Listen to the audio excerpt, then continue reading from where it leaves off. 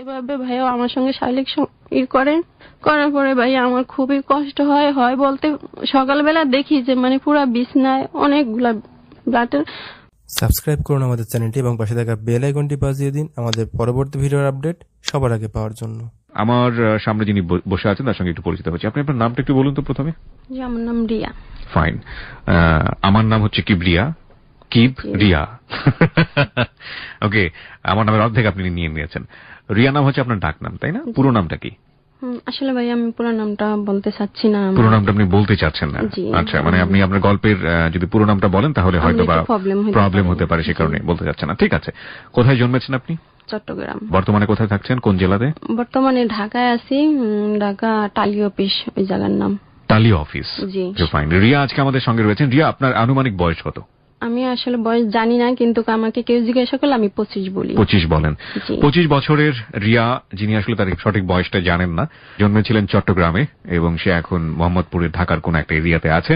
তার জীবনের গল্প আজকে হ্যালো 8920 প্রচার করা হচ্ছে। তো শুরু করুন, আপনি শৈশব থেকে শুরু করুন। আমি ভাইয়া শুরু করতে চাই আমার বাবা মার থেকে। আমার বাবার বাড়িও ভোলায়, আমার মায়ের বাড়িও ভোলা। তো আমার বাবা যখন বিয়ে করে ওই ঘরে আমার দুইটা ভাই হয়। দুইটা ভাই হওয়ার পরে আমার আম্মাকে ছেড়ে দেওয়া হয়। তার মানে আপনার বাবার দ্বিতীয় বিয়ে ছিল এটা? জি, দ্বিতীয় বিয়ের ঘরের আমি। দ্বিতীয় বিয়ের ঘরের আপনি? জি। ওকে। তো আমার ওই আম্মা নাকি বাড়িতে ঝগড়াঝাটি হইলে আমার আম্মাটা মানে দা ছেনি এসব নিয়ে এটিয়ে বের হয়। মানে আমার প্রথম আম্মা। মানে আপনারা কি দুই মা কি একসাথে থাকতেন নাকি পাশাপাশি? আমার ওই আম্মা ছেড়ে দেওয়ার পরে লাস্টে আমার আম্মাকে বিয়ে করা হয়েছে। আমি যতটুকু বুঝলাম যে আপনার বড় মা যিনি ছিলেন তাকে ডিভোর্স দেওয়ার পরে আপনার মাকে বিয়ে করেছিল। তখন ওরা বিচার টিচার বসাইছে, যত খরচ টরচ আমার আব্বা দিছে। দেওয়ার পরে আমার আব্বাকে আফ্রিকায় মাইটাই দিয়ে হাতের সই নিয়ে টিপস সই নিয়ে আমার আম্মাকে জোর পূর্বতে ছেড়ে দেওয়া হয়েছে। তো তখন আমার আম্মার দুইটা ছেলে, একটা ছেলে একটু হাঁটে আর একটা কোলে, এরকম অবস্থায় ছেড়ে দেওয়া হয়েছে। তো আমার আব্বারা দুই ভাই এক বোন। বোনটাকে বিয়ে দেওয়ার পরে সাপে কামড় দিয়ে মেরে ফেলছে। তার বড় কাকার ঘরে একটা ছেলে হয়, ছেলে জন্ম দিতে গিয়ে আমার কাকিমা মারা যায়। এখন বর্তমানে 3টা বাচ্চা। দাদি এত সহজ সরল যে ভাইয়া কোনো হিসাব কিতাব কিছুই জানতো না। তো ওনার 3টা বাচ্চা মানুষ করা কোনো সম্ভব হয়েছিল না। তারপর আমার আব্বাকে বিয়ে করাবে, আমার কাকাকে বিয়ে করাইছে। আর আমার কাকার ঘরে একটা মেয়ে হয়েছে, আর আমার কাকাও মারা গেছে। আর আমার ওই কাকিমা মেয়েটাকে নিয়ে তার বাবার বাড়ি চলে গেছে। তার 3টা আছে, একটা চাচাতো ভাই আর 2টা আমার ভাই। তখন আমার আম্মার বয়স চলে 12 বছর। এখন আমার আম্মাকে দেখতে যায় আমার দাদি। দেখে টাকার পরে আমার আম্মাকে দেখে পছন্দ হইলো। তো আমার বড় মামা রাজি না, কিন্তু আমার নানায় রাজি হয়ে গেল যে অনেক জায়গা জমিন আছে। রাজি হওয়ার পরে আমার বড় মামা আমার মাকে পরিচয় দেয়নি। মনে করেন আমার আম্মাও আস্তে আস্তে প্রেগনেন্ট হয়ে যায়। এভাবে আমার 3টা ভাই 2টা বোন হয়। হওয়ার পরে মারা যায়, একটাও থাকে না। তো এরকম করতে করতে পরবর্তীতে আমার একটা ভাই হওয়ার পরে থাকে। শুধু একটা না, 3টা ভাই হয় একটার পর। ওই যে আগের ঘরে 2টা ভাই, বড় যেটা সেটা আবার মনে করেন আমার মাকে দেখতে পারতো না, আমার মা আবার তাকে দেখতে পারতো না। দুইজনকে জ্বালাইতো। আবার আমার ওই ভাইটা কিভাবে যেন চুরি করে চট্টগ্রামে চলে আসে। চট্টগ্রাম আবার আমাদের দুই সম্পর্কের একটা ফুফার জামাই ওরা থাকে। তো কিভাবে যেন খোঁজ করে ওনার কাছে আসছে। তো উনি আবার চট্টগ্রাম ফিশারির গেটে একটা সরকারি চাকরি নিয়ে দেয় সিকিউরিটির। যাওয়ার পরে এদিকে আমাদের গ্রামের বাড়ি নদীতে মানে খুব দ্রুত ভাঙতাছে। আমার মা আবার আমার ওই চাচাটা ভাইটাকে বিয়ে করাইছে। বিয়ে করে বলছে যে তোমরা কি আমাদের সঙ্গে চট্টগ্রাম যাবা, বাড়ি টাড়ি সব ভাঙিয়ে ফেলতেছে। তখন আমার মা আমার 3 ভাইকে নিয়ে চট্টগ্রাম চলে আসবে। তখন আমার ওই চাচাতো ভাই বউ তারা আসবে না। আমার মা আমার আব্বা চট্টগ্রাম চলে আসে। আইসা তারপরে যে আমার ভাড়া বাসা নেয়, ভাড়া বাসা নিয়ে কাজকর্ম করে। পরে আমার ভাই শুনতে পায়, আমার ভাইও কিছু টাকা দেয়, ওই আগের ঘরের ভাইটা। আর আমার আপন 3 ভাই তো ছোট, তেমন কোনো কাজকর্ম করতে পারে না। তো আগের ঘরে 2 ভাই, পরের ঘরে 3 ভাই, মোট 5 ভাই, কিন্তু সবাই একটা বোন করতেছে। পরবর্তীতে আমি হওয়ার পরে তো সবাই অনেক খুশি, আমার ভাইয়ারাও অনেক খুশি। আপন ভাই, সৎ ভাই সবাই আমাকে খুব আদর করে, আমার বাবা মাও আমাকে খুব আদর করে। তো ভাই আমি যখন আস্তে আস্তে একটু বড় হইতে থাকি, আমার বয়স তখন মনে করেন 5-6 এরকম। তা আমার বড় ভাই রিক্সা কিনে, উনি আবার রিক্সার ব্যবসা করে, রিক্সা ভাড়া দেয়। তো এক লোক তাকেও ভাড়া দিতেছে, উনি আবার বরিশাল না ভোলা, চরপেশন জেলা ওনাদের। তো ওনাকে রিক্সা দিছে, দেওয়ার পরে উনি 2 মাসের মতো চালাইছেন, তারপরে রিক্সাটা নিয়ে বিক্রি করে দিছে। তো ওই ড্রাইভারকে খুঁজতেছে, পাইনি। পরবর্তীতে পাই আমার ভাইয়া কিছু লোকজন নিয়ে ওরে কয়েকটা মাইট টাইট দেয়। দেওয়ার পরে সেই লোক অনেক ক্ষেপে যায়। তো আমার ভাইয়ার আর কিছু করতে পারে না, উনি আবার শহরে যায়, নিউ মার্কেটের ওদিকে যায় গাড়ি চালায়। আচ্ছা। তো আমার মেজো ভাই 3 নম্বর ভাইটা, সে আবার ওই শহরে পূর্ব মাদার বাড়ি আছে চট্টগ্রাম, ওইখানে এটা চাকরি করে, চায়ের দোকানে চাকরি করে। পরে ওইখানে ওনার নাক মুখটা পুড়ে যায়, নানুটির চুলা ধরাইতে গিয়ে নাক মুখ পুড়ে যায়। পুড়ে গেলে ওইখানে একটা খালা বানায়, সেই খালাটাই ওর চিকিৎসা করে। আচ্ছা। তো আমাদের বাড়ি থেকে যখন আমার বাবা মারা শুনতে পাইলো, আমার বাবা ছিল না, বাবা তারপরে মারা গেছে, শুনতে পাই, তখন আইসা ওরে দেখে যায়। তো এভাবে আমাকেও নিয়ে আসতো, আমিও পরবর্তীতে জায়গাটা চিনতে পারলাম। চিনার পরে একদিন আমার আম্মা আমাকে পাঠায় 5 টাকার মরিচ কেনার জন্য। সে আমি মরিচ না কিনে কিভাবে দুষ্টামি করতে করতে নৌকাতে চড়ে যাই, নৌকাতে চড়ে এপার চলে আসি। আমি যে কোথায় যাই এটা আর আমার তেমনই নাই। এপার চলে আস্তে আস্তে আমি নাচতে ওই খালার বাসায় চলে আসছি। আচ্ছা। খালার বাসায় আসার পরে আমার ভাই আবার বিয়ে করে বউ নিয়ে থাকে, পরবর্তীতে কথা এটা, বউ নিয়ে থাকে। তো বউর কাছে আমি আসলাম, বউর বাসা আর খালার বাসা একই জায়গায়। আর যে লোকটারে আমার ভাই মাইর দিছে, রিক্সা চালাইছে, সেই লোকটার বাসাও এক জায়গায়, একই মানে বাড়িওয়ালার বাসা ভাড়া থাকে, একই কলোনিতে। পরবর্তীতে আমার ভাই আমার ভাবির জন্য দুপুরে খাবার নিয়ে আসছে দোকানে চাকরি করে, দোকান থেকে খাবার নিয়ে আসছে। বাসা রান্না করার মতন কোনো ব্যবস্থা নেই। পরবর্তীতে আমাকে দেখে আমার ভাবি ওই খাবারটাকে হাফ করে একটা ডিম নিয়ে আসছে, অর্ধেকটা ডিম দিছে আমাকে, আর কিছু খাবার দিছে। আমার ভাই খুব রাগারাগি করছে আমার ভাবিকে, খাবার আনছি তোর জন্য, ওকে দিছিস কেন, একজনের খাবার আনছি, 2 জনে কিভাবে খায়। তখন আমার ভাইয়াও আমাকে খুব রাগারাগি করলো, আসছিস কেন, কি জন্য আসছিস, তোর জন্য খাবার আনছি নাকি, এইসব বলতেছে। বলার পরে আমি কান্না করতে করতে আবার ফেরত চলে আসতেছি আমাদের বাড়ির দিকে। আসতে গিয়ে ভাইয়া রাস্তা হারিয়ে ফেলাইছি। এই গাড়ি রেখে আমি অন্য আরেকটা গাড়ি চলে গেছি, আর সেই গাড়ি ওই লোকটাও আছে, রিক্সা নিয়ে দাঁড়ানো আছে। আচ্ছা। তখন ওই লোকটা আমাকে দেখে আমাকে ধরে বললো, তুমি কোথায় যাবা, আসছো কই থেকে, কান্না করতেছো কেন, কিভাবে আসছো। পরে আমি বলি যে ওনাকে দেখে আমি আবার একটু ভয় পেয়ে গেছি। আচ্ছা। আমি বলি যে ভাইয়া আমি তো আসছি শফিক ভাইয়ের বাসায়, এখন আর যাইতে পারি না, আপনি আমাকে একটু সাম্মান ঘাট নিয়ে দিয়ে আসেন, মাঝের ঘাট ওটাকে বলে, নিয়ে দিয়ে আসেন। পরবর্তীতে বলে আচ্ছা ঠিক আছে। উনি আমাকে ধরে রিক্সায় উঠাইলো, আমার পরনে একটা ফ্যান আর গায়ে একটা সেন্টু গেঞ্জি, আমাকে ধরে রিক্সায় উঠাইলো। উঠে উনি ওইটাকে পাথরগাড়া বলে, পাথরগাড়ার গাড়ি চালায়। আচ্ছা। পাথরগাড়া আমাকে নিয়ে গেছে। কিন্তু আমি বললাম যে আপনি আমাকে কোথায় আনছেন, এটা তো আমাদের সাম্মান ঘাট না। আমি তোমাকে নিয়ে যাব, তুমি এখানে বসো। মালিকের বাসা নিয়ে আমারে বসাইছে। বসে উনি রিক্সা বন্ধ করে দিয়ে যে বাসায় থাকে আমার ভাইয়ের বাসার সামনে, ওই বাসায় আসছে। ওই বাসায় এসে ওর কিছু কাপড় চোপড় নিচ্ছে, কিছু টাকা টোকা নিচ্ছে, নিয়ে আমাকে নিয়ে জঙ্গল বাটিয়ালি ওর বড় বোন থাকে, ওইখানে চলে গেছে। ওইখানে গেছে, আর ওইখানে আশেপাশের মানুষ তো দেখে আমাকে অনেকজনে হুসাহুসি পুষাপুষি করতেছে। পরে ওর বোন বলতেছে তুই ওকে নিয়ে এখানে থাকতে পারবি না। কিন্তু ওদের ভিতরে কি হয় না হয় এটা আর আমি জানি না। ওর বোন না কইছে ও রাত্রে আমারে নিয়ে গাড়িতে উঠছে, রাতে তখন 12টার দিকে। মানে কোথায় যাচ্ছে কি অবস্থা আপনি কিছু জানেন না?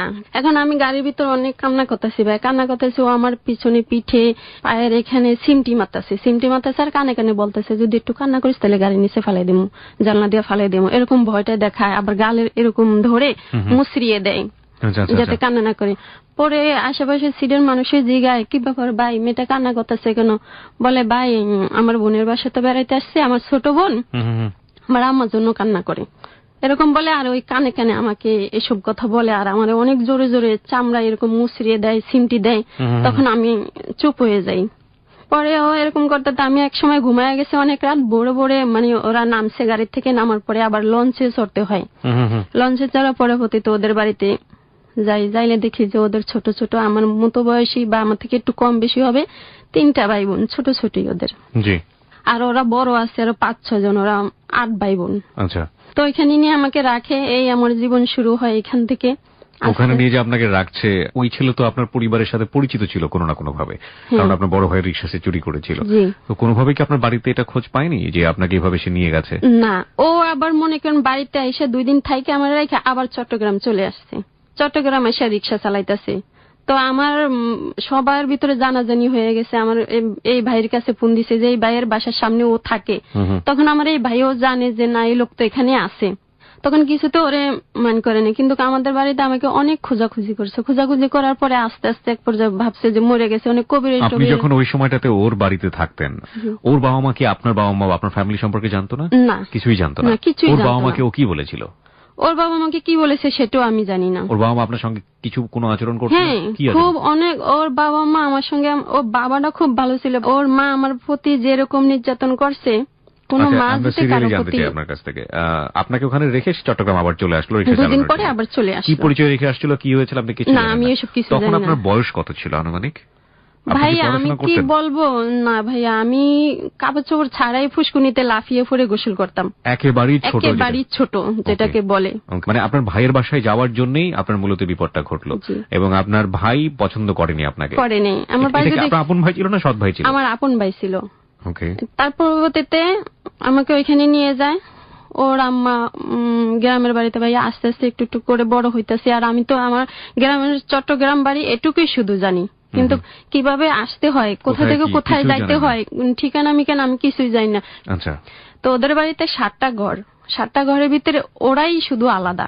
আচ্ছা। আর বাকি 6টা ঘরের সঙ্গে ওদের কোনো মিল নেই। পরবর্তীতে ওই ছেলে আবার প্রথমে বিয়ে করছে, বিয়ে করার পরে ওই বউর উপরে খুবই নির্যাতন করছিল। করার পরে তারা আবার ওই ছেলেকে টাকা দিয়ে বউ সারে ডিভোর্স দিয়ে নিয়ে গেছে। তার পরবর্তীতে আমাকে আবার ধরে এই যে নিয়ে আসলো, মানে আমি বাড়িতে গিয়ে শোনার পরে। তারপরে আমি আস্তে আস্তে এভাবে কান্না করতে করতে একটা পর্যায়ে যায়, ওর মা আমাকে খুবই মারে, 2 গাল মানে ফুলাইলা থাপড়াইতে থাপড়াইতে কেন কান্না করি টরি। তখন আস্তে আস্তে একটু একটু করে বড় হই।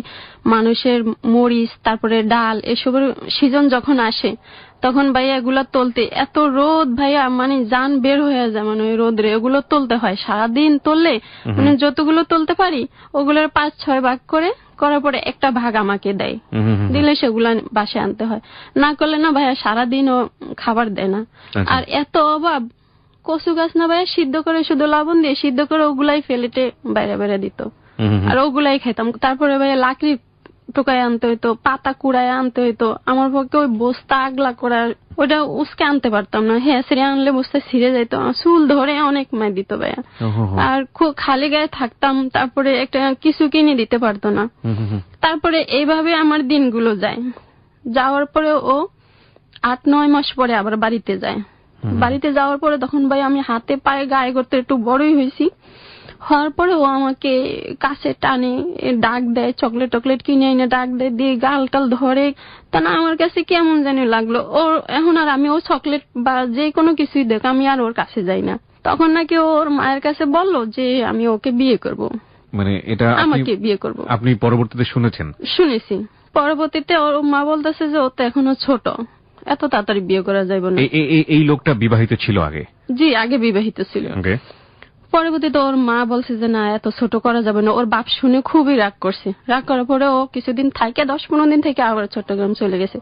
যাওয়ার আবারও 7-8 মাস পরে আসে। 7-8 মাস পরে এসে ফিরকে আমার চোখে খুবই পড়ে গেছে ওর। পরে এখন আমাকে বিয়ে করবে। ওর বাপ মা কারো কথাই শুনে না, আর ওর মা কিছু বলে না, কিন্তু ওর বাবা রাগ করে। ওর বাবাকে গালিগালাজ দিয়ে বাইর করে দেওয়া হয়। একজন হুজুর মসজিদ থেকে ডাইকা বাসায় না পরে বিয়ে করলো। বিয়ে করার পরে আমি তো ওর মায়ের কাছে শুইতাম, ওর ছোট ছোট ভাই বোন গুলো ওর মায়ের কাছে শুইতো। আইজও আমি ওর মায়ের কাছে শুইছি। আপনাকে বিয়ে করে ফেলেছেন? জি, করে ফেলেছি। আপনার মনে আছে আপনার এই বিয়ের স্মৃতি? হ্যাঁ, মনে আছে। একজন হুজুর ডাইকে আনলো কিনা বাসা, আমাকে কি যেন বলতে বললো, আমি বলছিলাম, কিন্তু এটার মানে যে বিয়ে এটা আর আমি বুঝতে পারলাম না। আমাকে হুজুর বললো বলতে আমি বলছি, আর আমাকে আমার শাশুড়ির একটা পুরানো কাপড় পরাইছে। বিয়ে হয়ে গেল। তারপরে আমার বিয়ে হয়ে গেল। বিয়ে হওয়ার পরবর্তীতে হুজুর টুজুর চলে গেল, ঘরে ঘরে কিছু খাওয়ান টাওয়ান হইলো, আমি আবার ঘুমিয়ে পড়ছি। আমার শাশুড়িকে আমি আগে থেকেই মা মা বলে ডাকতাম। ওই বাচ্চাদের সঙ্গে মা বাবাই ডাকতাম, বুঝতে পারতাম যে এরাই আমার মা বাবা। তো ওইখানে আমি ঘুমায়া গেছি। কখন রাত কয়টার দিকে হয়েছে আমি জানি না, আমাকে কোলে করে তুলে নেওয়া হয়েছিল ফারুকের জায়গায়। ফারুক ছিল আপনার হাজবেন্ডের নাম? ওকে।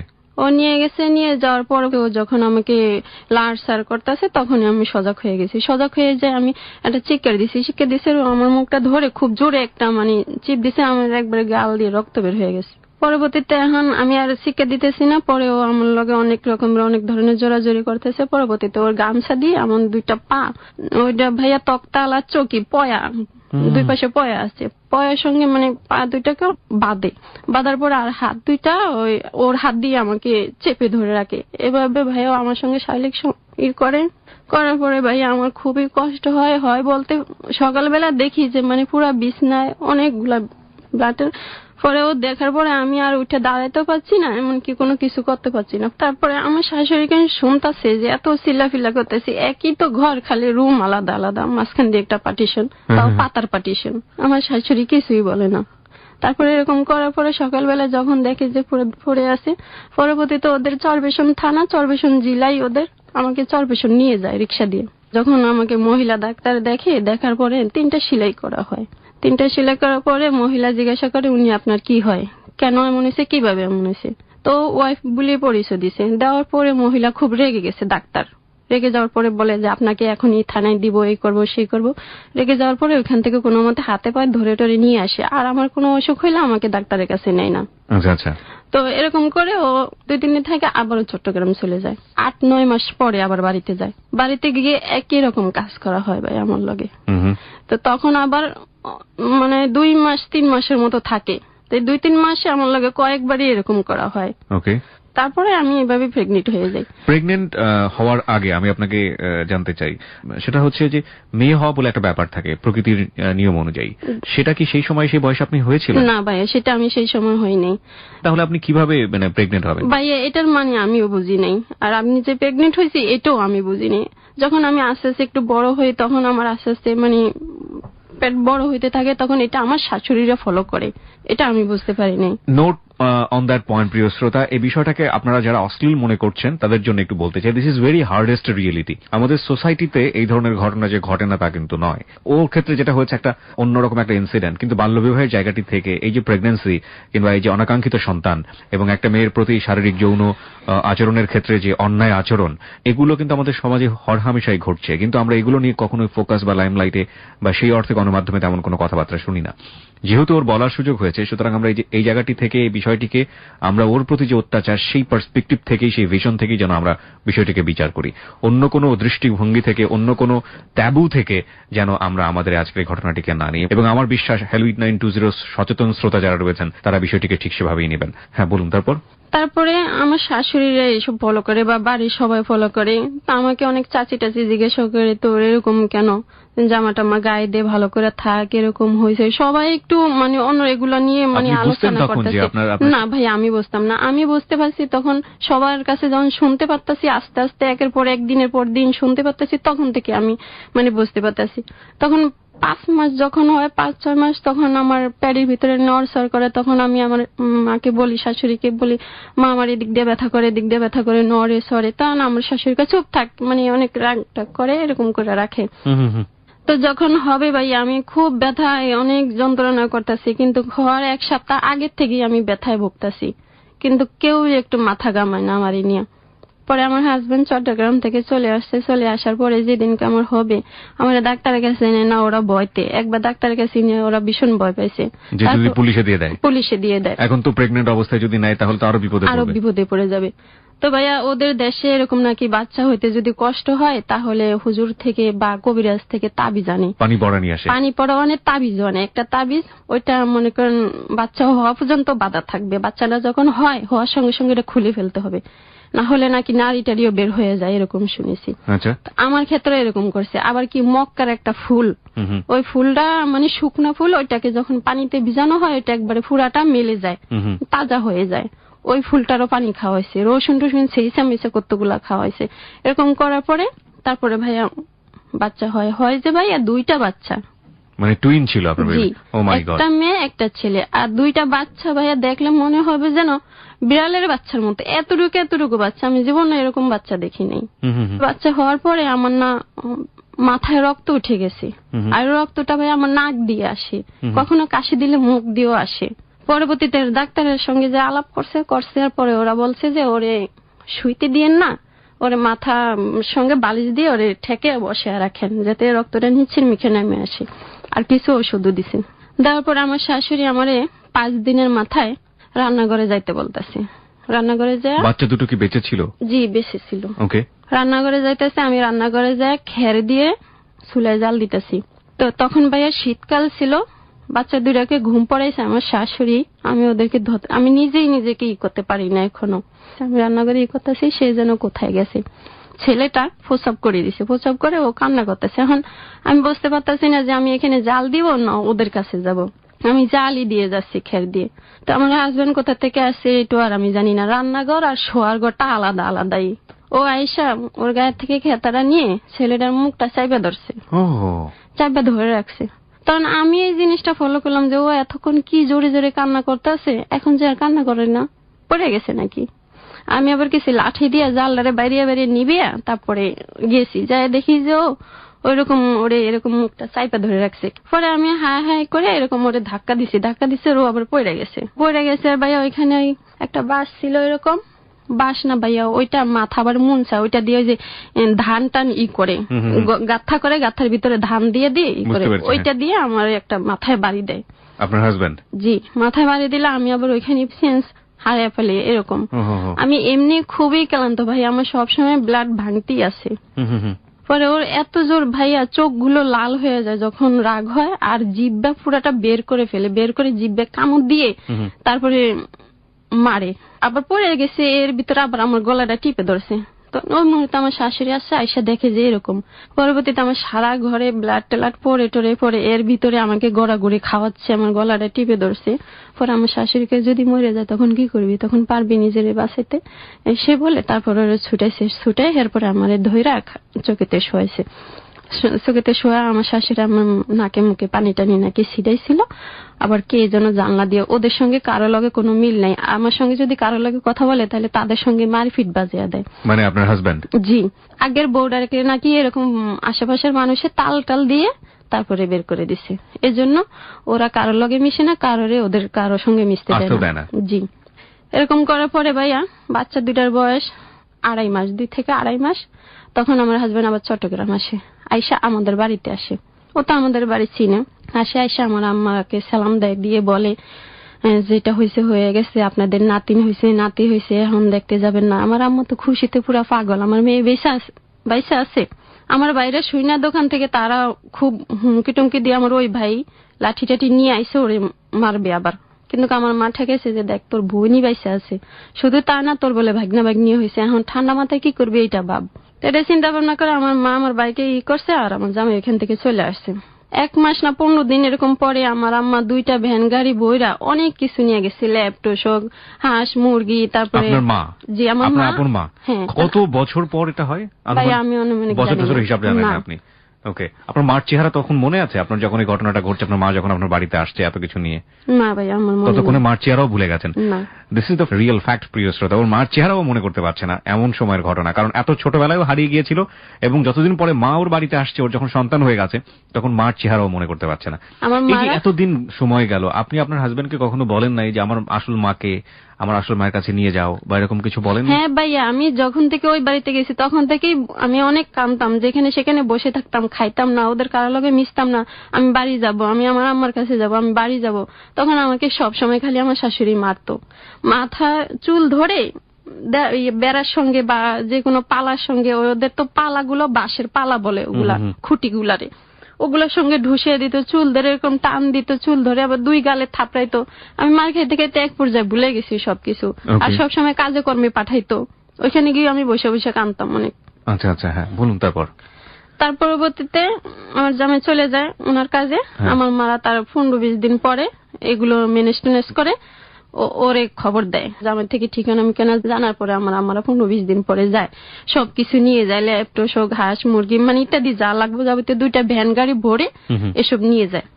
নিয়ে যাওয়ার পরে বাড়িতে যায়, সবাই দেখে বলে যে এই ফ্যামিলির মেয়ে এইটার এখানে এসে এত নির্যাতন সহ্য করে।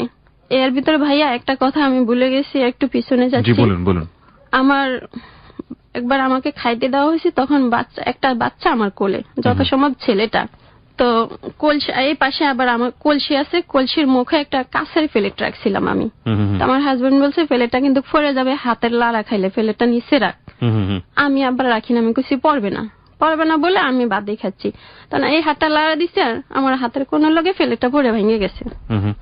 আমার হাজবেন্ড কে করলো, বাচ্চাটাকে নিয়ে খাড়ির ভিতরে ধুম করে শোয়াইলো। ভাইয়া আমার দুইটা পা ধরে না উঁচুর মিখে নিয়ে উপরের দিকে পা দুইটা মাথা ধরে কয়েকটা বাড়ি দিছে পাকার লগে। আপনার হাজবেন্ড? আমার হাজবেন্ড, ওই প্লেটটার জন্য।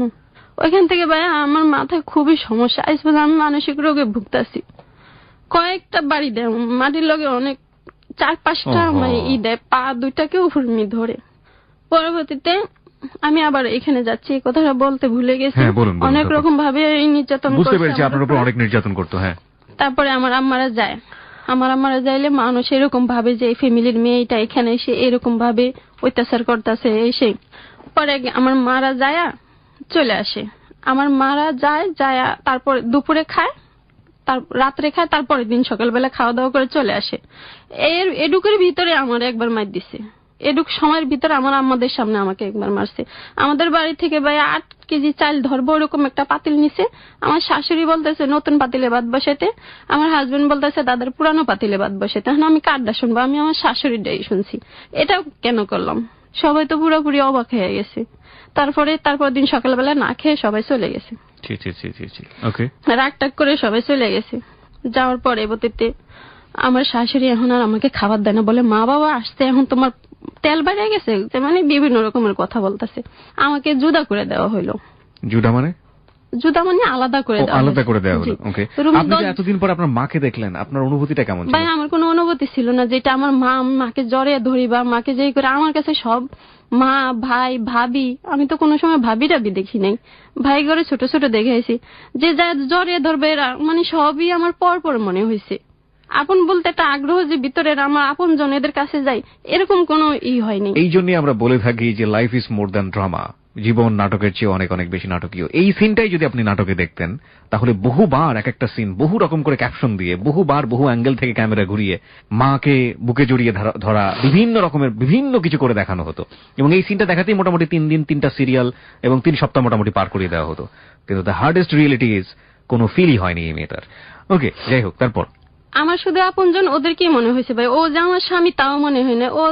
ওর ভাই বোনদের সঙ্গে ভাইয়া বলতাম, ওরে ভাইয়াই মনে হয়েছে, বাবা মা এদেরকেই মনে হয়েছে। ওদের কাছে আমি তেমন যাইতাম না। আমার মা আমার মাথা হাত বুলিয়ে দেয়, আমার কপালে চুমা খায়, আমার কাছে ওরকম লাগে না, আমার লজ্জা ভাব লাগে কেমন যেন। তারপর দিনে সকালবেলা আমার মা বাবা সবাই না খেয়ে চলে আসে।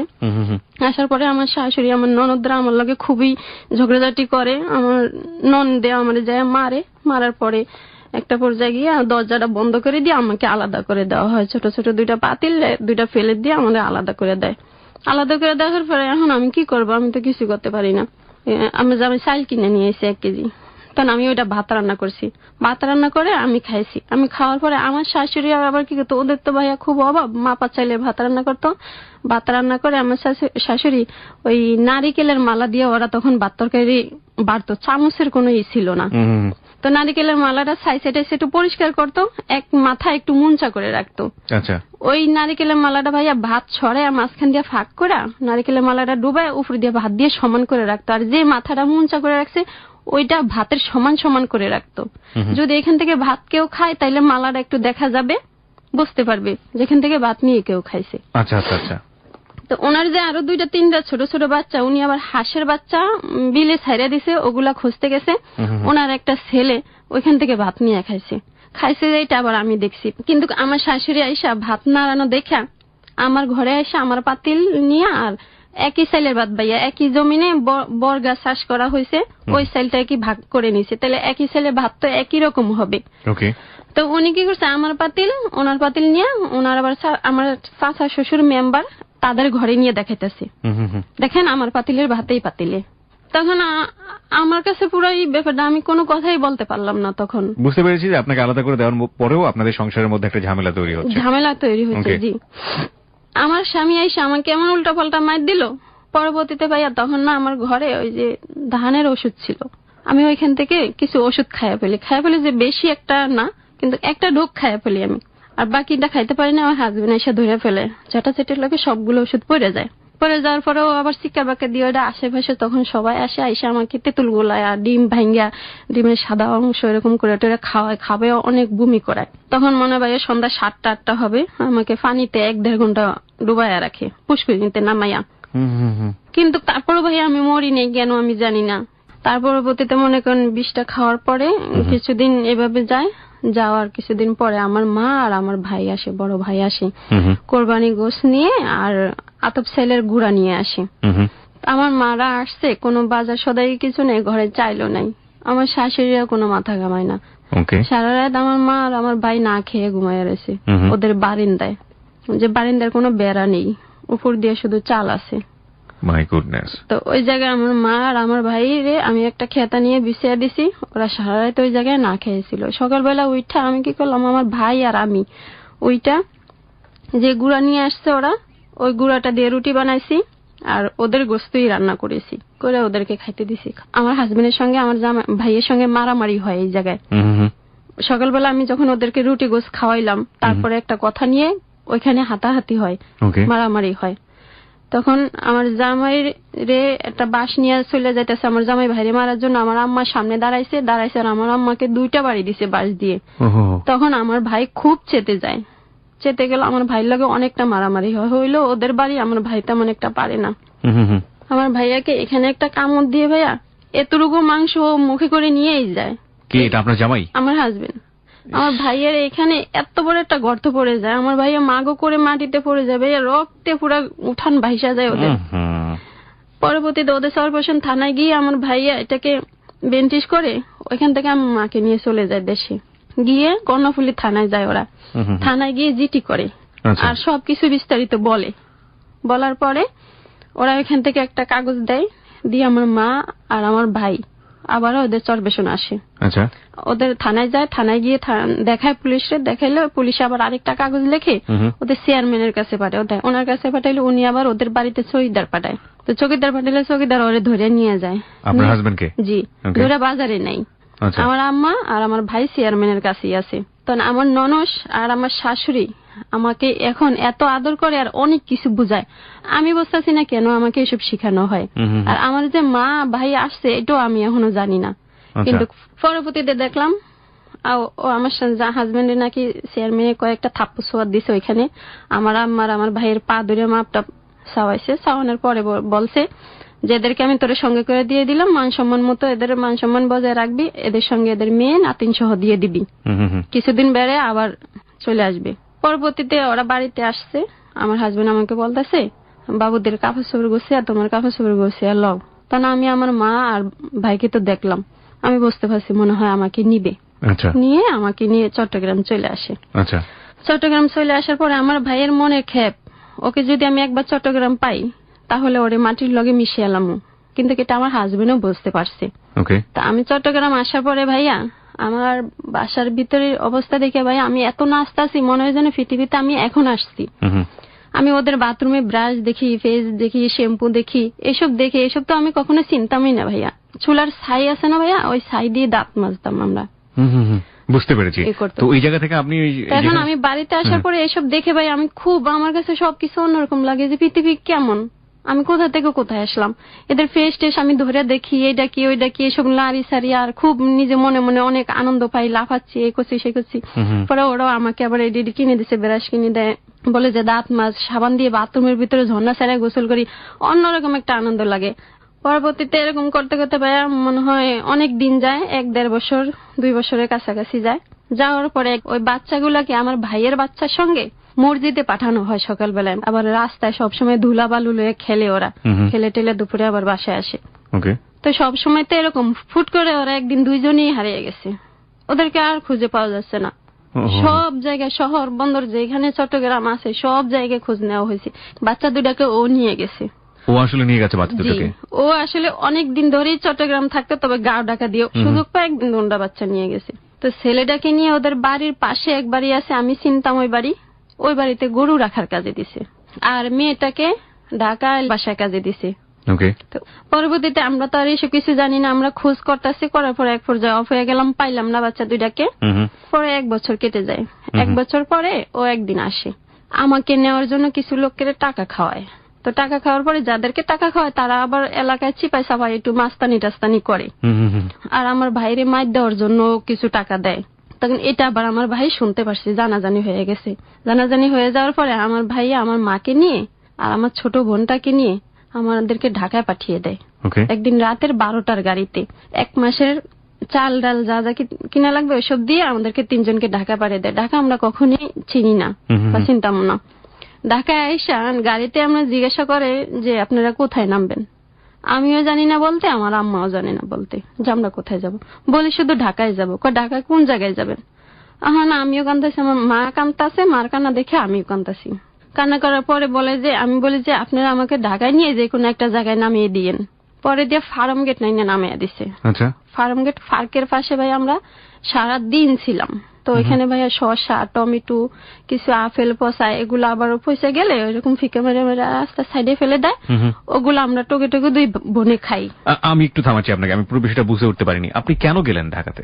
কি দরকার ছিল ঢাকাতে যাওয়ার? ঢাকাতে ওই যে ভাইয়া ওই লোক আমাদের এলাকায় চিপা চাপা কিছু লোকজন আছে একটু সন্ত্রাসী টাইপের, মাস্তান টাইপের, ওদেরকে কিছু টাকা খাওয়াইছে আমাকে তুলে নেওয়ার জন্য, নিয়ে ওর কাছে দিতে। তো ঢাকায় কারা ছিল? ঢাকায় কেউ ছিল না ভাইয়া। কেউ ছিল না, এমনি অজান্তেই অচেনা একটা জায়গায় বাড়ি জমাচ্ছেন? এছাড়া আমাদের কি করবেন ঢাকায় এসে? কোনো প্ল্যান পরিকল্পনা ছিল? কোনো প্ল্যান পরিকল্পনা ছিল না। আমাদেরকে লুকানো হয় যে আপনারা ঢাকায় গিয়ে যে কোনো একটা জায়গায় থাকবেন, বাসা টাসা ভাড়া নিয়ে ওইখান থেকে কিছুদিন পরে নিয়ে আসবো, এরকম বলে পাঠানো হয়। আপনার ভাই পাঠায়? আমার বড় ভাই পাঠায়। তো আপনারা কোথায় বাসা নেবেন আপনার বড় ভাই কেমনে জানবে? জানি না ভাইয়া, মানে পরবর্তীতে তখন ভাইয়া চিঠি লেখালেখি হইতো, চিঠিতে আর এই যে অনেক দোকানে ইন্টারকম টেলিফোন ছিল, টেলিফোনে কথা হতো। ওকে, হ্যাঁ বলুন। তারপরে ভাই আমাদেরকে ফার্ম গেট নামিয়ে দিচ্ছে। আমরা পার্কের পাশে সারাদিন বসেছিলাম রোদের ভিতরে। আমার মা পড়ে গেছিল একটা পর্যায়ে, পরে বস্তার উপরেই আমার মা এরকম ঢেলান দিয়ে সরেছে, আর আমরা 2 বোন ওই টমেটো, তারপরে শসা, কিছু আপেল টাফেল পয়সা গেলে যেগুলো ফালাইয়া দেয় ওগুলো আমরা 2 বোন খুঁটা খুঁটা আইনে খাই। আবার গায়ের লগে এরকম মোছা দিয়ে মারও আইনে দেই খাওয়ার জন্য। মায় তো ওই বস্তা নিয়েই বসে আছে। পরে এরকম করতে করতে সারা দিন গেল। বিকেল যখন 4টা-5টা বাজে যেতেছে, একটা আপেল, যে লোকটাই আপেল ফালাইছে আমরা ওইটা টুকে টুকে খাই, ওই লোকটাই আমাদেরকে ফলো করছে। উনি আসলো এখানে, আইসা বলতেছে যে খালাম্মা আপনারা সকালবেলা দেখতেছি এই জায়গায় এত রোদের ভিতরে এখানে বসে রয়েছেন, এই যে বাচ্চা 2টা। তারপরে বলতেছে যে আপনারা কোথা থেকে আসছেন, কোথায় যাবেন, কেন এখানে এরকম রয়েছেন? পরে আমার মা অসুস্থ, এত অসুস্থ গেছে কথাই বলতে পারে না। তখন আমি বলছি আমরা চট্টগ্রাম থেকে আসছি। কয় যাবা কোথায়? আমি কই আসছি তো ঢাকায়। কয় এখন কোথায় যাবো? আমি তো জানি না এখন কোথায় যাবো, গাড়ি আমাদেরকে এখানে নামিয়ে দিছে, আমরা এখানে বসে আছি। পরে আমার মা ওইটা কোনো মতে বসে বলে যে বাবা আমরা তো একটা বিপদে পড়ে ঢাকায় আসছি, এখন আমরা একটু থাকার আশ্রয় চাইতেছি, আমাদেরকে একটা বাসা টাসার কিছুতে চিনি না, কখনো আইনে একটা বাসার ব্যবস্থা করে দাও। তখন ওই লোকটাও আবার মেসে থাকে, একটা ফ্যামিলির সঙ্গে থাকে, টাকা দিয়ে খায়, ওই ফ্যামিলির কাছে নিয়ে আসছে। একটা কুলি ডাইকা বস্তাগুলো উঠাইছে, উঠাইয়া ওই বাসায় নিয়ে আসছে। বাসায় নিয়ে আসার পরে ওনাদের বাসা রাখার কোনো জায়গা নাই, কিন্তু ওনারা খাওয়াইছিল তখন, রাত্রে একবেলা খাওয়াইছে। খাওয়াইয়া একটা বাসায় কাজের বুয়া চাইতেছে, তো ওই বাসাটায় যা ওই মহিলা নিয়ে গেছে আমার আম্মারে নিয়ে যায় কথা বলাইছে যে ভাঙতি মাস ভাইয়া তখন মনে মাসের 6-7 দিন আছে, এখন তো আমরা বাসাও কোথাও পাবো না, খালি না 1 তারিখ ছাড়া, তা এখন কই থাকবো? তখন বলতেছে যে এই মহিলারে আপনারা রাখেন, 2টা বাচ্চা সহ 2টা মেয়ে আছে ওনার সঙ্গে, একটা রুমে রাখেন, আর উনি দরকারে কয়দিন কাজ করে দিব। এই কথা বললা ওই 3 তালা নিয়ে ওই মহিলা আমার আম্মারে এরকম বলা বলিতে কথা ঠিক হয়েছে। তারপরে আমরা ওইখানে রাত্রে গেছি, রাত্রে যায় ভাঙতি মাসের কয়দিনই ওই জায়গায় ছিলাম। তারপরে একটা রুম ওই মহিলারে নিয়েই আমার আম্মা খুঁজা ছোট্ট একটা রুম বের করছে। বের করার পরে রুমটা 1200 টাকা ভাড়া, 1200 টাকা ভাড়া। পরে এখন আমার আম্মার 3000 টাকা দিছে আমার ভাইয়া, তো 1 মাসের ভাড়া 1200 টাকা। তারপরে আমরা কি করব? এখন আমার মা ওই কয়দিন ওই জায়গায় কাজ করে বাসায় যখন আমরা আসলাম, আমার মা একটা মেসে কাজ নিছে, মেসে কাজ নিয়ে আমাদেরকে খাওয়াইতেছে, আর যে টাকা পায় ওই টাকা দিয়ে ঘর ভাড়া দিয়ে দেয়। আচ্ছা, এইভাবে করতে করতে প্রায় 1 বছরের মতো হয়ে যায়। এর মধ্যে আপনারা বাড়িতে যোগাযোগ করা বা কোনো কিছু করা? আর আপনার বাবা তখন কোথায় ছিল? আমার বাবা তো ভাইয়া তখন আমাকে নিয়ে যাওয়ার কিছু বছর পরে মারা যায়। কিছু বছর পরে মারা যায় আপনার বাবা? তো আমার যে ছোট বোনটার কথা বলতেছি, ওইটা আমার আব্বা মারা যাওয়ার 14 দিন পরে নাকি আমার ওই বোনটা হয়। মানে যে ছোট বোনকে নিয়ে আপনারা এখন এই মুহূর্তে ঢাকায়? জি, এই মুহূর্তে ঢাকায়, যে গল্পের যে মুহূর্তে আছেন আর কি। ওকে, বলুন তারপর। 1 বছর হয়ে যাওয়ার পরে এখন একটু ভালোই বুঝতে পারছি। আমি একদিন সকালবেলা উঠা দাঁড়াইছিলাম রাস্তার মাথায়, দেখতেছি মেয়েরা একবারে লাইন দিয়ে যাইতেছে। পিছন থেকে একটা মেয়েরে আমি ধরছি, ধরে বলতেছি যে আপু তোমরা কই যাইতেছ? পরে বলে যে আমরা অফিসে যাই। আমি কই কিসের অফিস? বলে যে আমরা চাকরি করি, অফিসে যাই। আমি কই কি আমারই নিবা তোমাদের সঙ্গে? কই আসো। পরে মেয়েটা আমাকে নিয়ে গেছে। নিয়ে যাওয়ার পরে মেয়েটা তো ভিতরে ঢুকে গেছে, আমাকে বলছে তুমি এখানে দাঁড়াও, আমি উপর থেকে সুপারভাইজার ফাটামো, সুপারভাইজার তোমার লগে কথা বলে তোমার উপরে নিয়ে যাবে, তুমি যাইবে না কিন্তু। আমি তো দাঁড়িয়ে রয়েছি, সুপারভাইজার আসছে দিনের 11টা বাজে, আমি দাঁড়াইছি সকাল 8টা বাজে। 11টা বাজে আসছে, আইসা সুপারভাইজার আমার আগা থেকে মাথা পর্যন্ত এরকম তাকায় আসার পর না হবে না, ছোট আর আবার একটু ছোট, ওগুলা ভাইয়ার আসলে বাথরুমে নিয়ে লুকায়। ওকে। তখন আমরা দেখে বলে যে না ছোট ভাইয়ার আসলে সমস্যা হবে, এটা বলে সুপারভাইজার ভিতরে চলে গেছে। চলে যাওয়ার পরে এখন তো ভাই আমি ফিরে যে ফিরে বাসায় যাবো, আমি তো আর চিনি না। তো আমি সারাদিন ওই গেটে বসে বসে কান্না করতেছি, আর আমার ক্ষুধার জ্বালায় আমার আরো বেশি কান্না। সারাদিন আমি সকালবেলাও কিছু না খেয়ে বের হয়েছি। তো আরেকটা সুপারভাইজার লাঞ্চ করতে বের হয়েছে, বের হয়ে দেখে যে আমি ওইখানে কান্দাছি, জুতাগুলো আমি থুয়ে জুতার উপরে বসে আমি কান্না করতেছি। সুপারভাইজার আমাকে বলতেছে এই তুমি কে, ভিতরে ঢুকছো কিভাবে, আর এখানে বসে কান্না করো কেন? পরে আমি বলতেছি যে দেখেন ভাইয়া, আমার তো এই গার্মেন্টস এর একটা মেয়ে নিয়ে আসছে, আমি আর মেয়েটাকে খুঁজে পাই না। আমাকে বলছে এখানে চাকরি দিবে, একটা লোক এসে আমার সঙ্গে কথা বলে গেছে, সেই লোক বলতেছে যে আমার নিবে না, চাকরি দিবে না, আর আমি যে মেয়ের লগে আসছি ওই মেয়েরও আর পাই না, তাহলে আমি বাসায় কেমনে যাবো? পরে দেখো ওই মেয়েটার নাম কি, আমি বলি যে মেয়েটার নাম নাসিমা। মেয়েটা বলছে যে ওর নাম নাসিমা। পরে দিয়া ওই লোকটা কয় তুমি এখানে থাকো। উনি আবার দোকানে গিয়ে খেটে আসলো, আইসা আমাকে উপরে নিয়ে গেল, নিয়ে ইনচার্জ নাকি বলে ওনার সঙ্গে কথা বললো যে স্যার এরকম এরকম মেয়েটা এই সমস্যা পড়ছে, স্যার রাইখে দেন। পরে কিছু অল্প বেতন দিয়ে হইলো রাইখে দেন। পরে আমার রাইখে দিল, রাইখে একটা মেশিনের সামনে বসাইলো সুতা কাটার জন্য। কত টাকা বেতন দিল আমি জানি না ভাইয়া, তখনও জানেন না? না, সুতা কাটতে ওই ছোট একগুলা কাঠার বলে ওইটা দিয়ে সুতা কাটতে দিছে। তখন অপারেটর আমাকে বলে বডি গুলা উঠাও। আর ভাইয়া বডি মানে কি আমি বুঝতে পারি না, আমি বডি কোথায় পাবো? আমি ভাবছিলাম যে রান্নাঘরের হয়তো ওই বডি হইতে পারে, তখন ওই বডি আমি কিন্তু করা ওই কাপড় গুলা কি বডি বলে, যে বডি পার্ট, শরীরের যে অংশটা সেটাকে বলছে বডি। আমি তো এদিক সেদিক তাকাইতেছি যে বডি আমি কই পাবো। ওই মেয়ে তো আমার লোকে খুব রাগে গেছে, সে ভাবতেছে যে আমি মনে হয় ঘাটতেরা। ও বলতেছে যে মেয়েটা তো খুব ঘাটতারা, ফাজিল টাইপের এই হেল্পার কই থেকে এনে দিচ্ছে আমারে।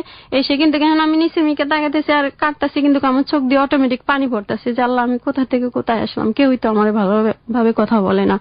পরে দিয়ে আমি বুঝতে পারি নাই যে এগুলারে আপনারা বডি করেন, তখন থেকে আমি বুঝতে পারছি। তারপরে যেটা ভাই কাপড় কাছে সিজার বলে ওরা, আমরা তো বলতাম কেসি।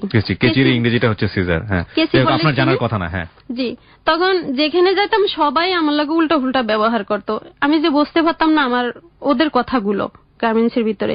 তখন কেউ আমার লাগে ভালো কথা নয়, অনেক অপারেটর আমাকে মারতো, থাপড়াইতে হতো, ওদের ধারণা যে আমি মনে হয় তেরা টাইপের।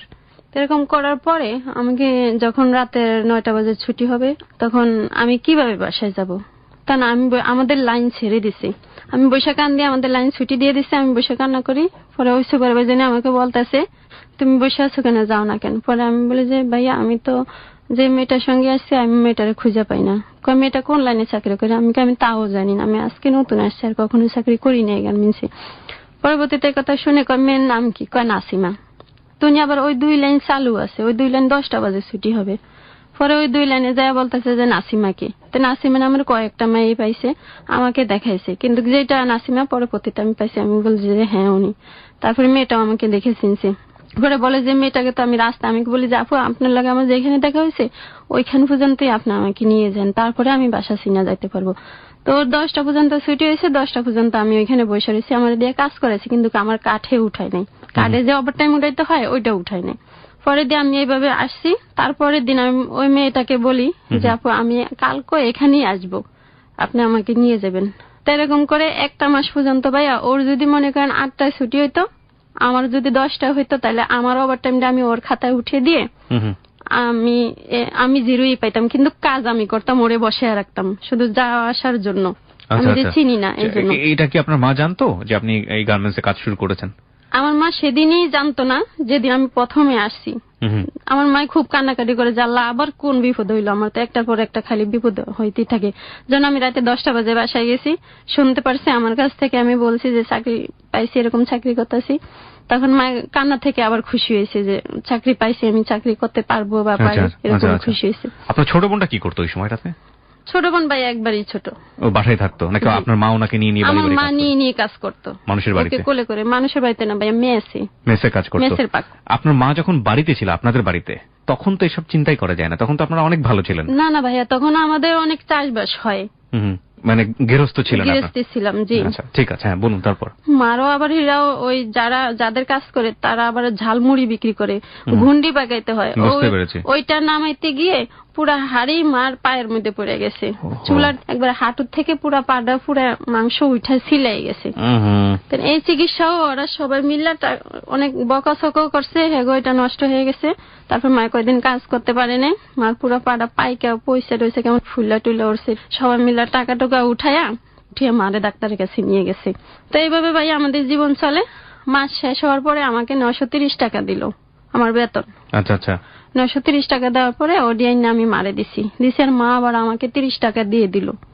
দিয়ে দেওয়ার পরে প্রতিদিন আমি আবার বলছি যে মা, প্রতিদিন দুপুরে ভাত খাওয়ার সময় সবাই নিচে নামে দেখি যে আচার খায়, বড়ই কিনা খায়, বুট খায়, এসব খায়, আমি তো খাইতে পারি না। পরে মা আমাকে 30 টাকা দিয়ে দিল যে আজকে থেকে তুইও খাবি।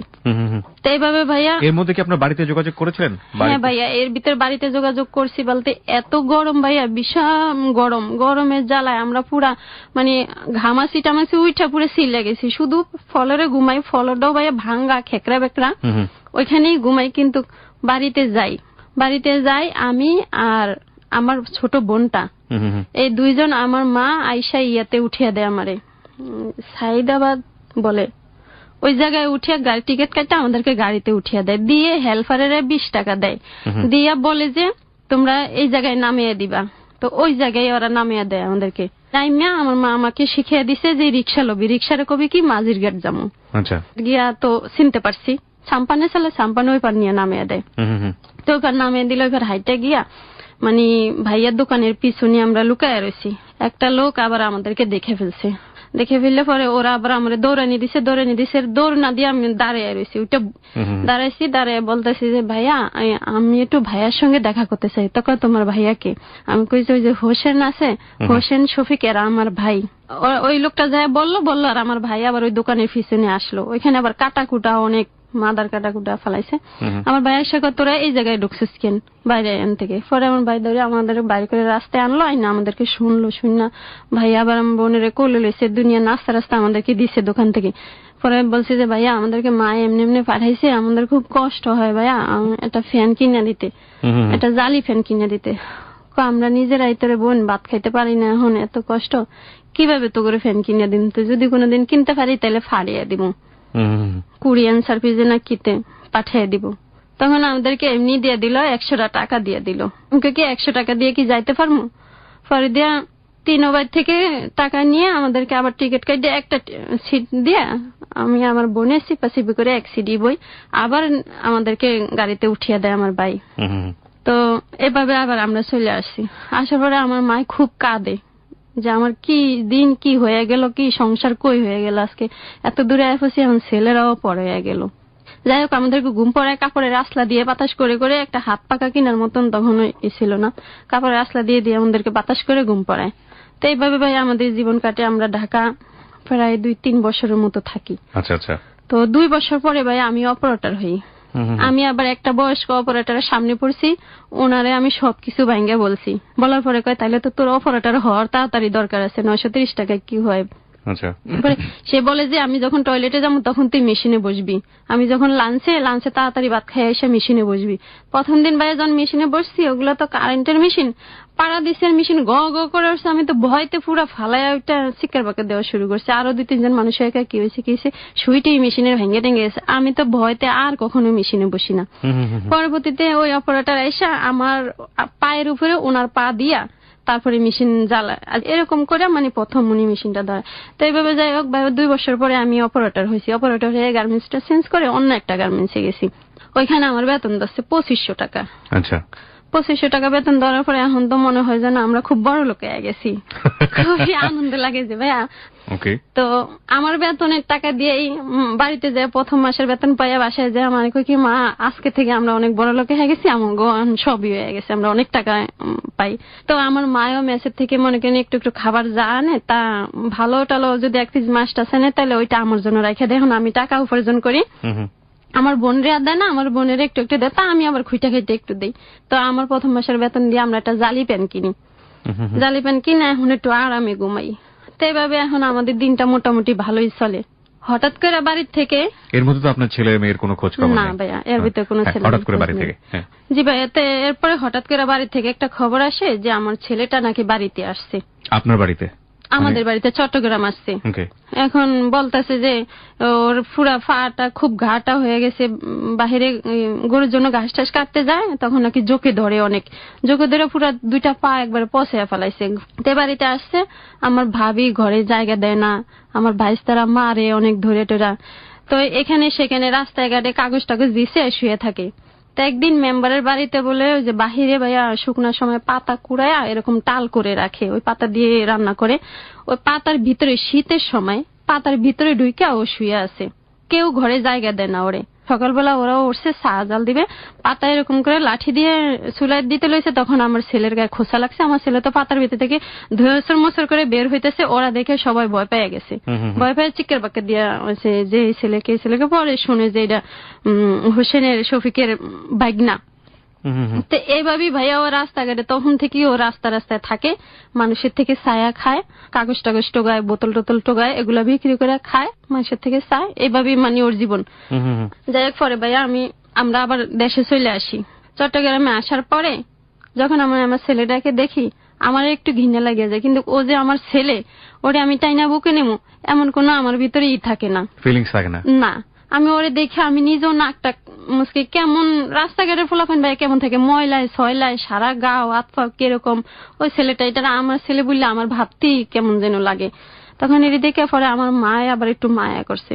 পরে আমার মার লাগে আমার ভাবিগুলোর লগে এখন খুব ঠেলাঠেলি বাইজা যায়, খাবার নিয়ে বা কাজকর্ম নিয়ে, যে এতগুলা আইসা উঠছে।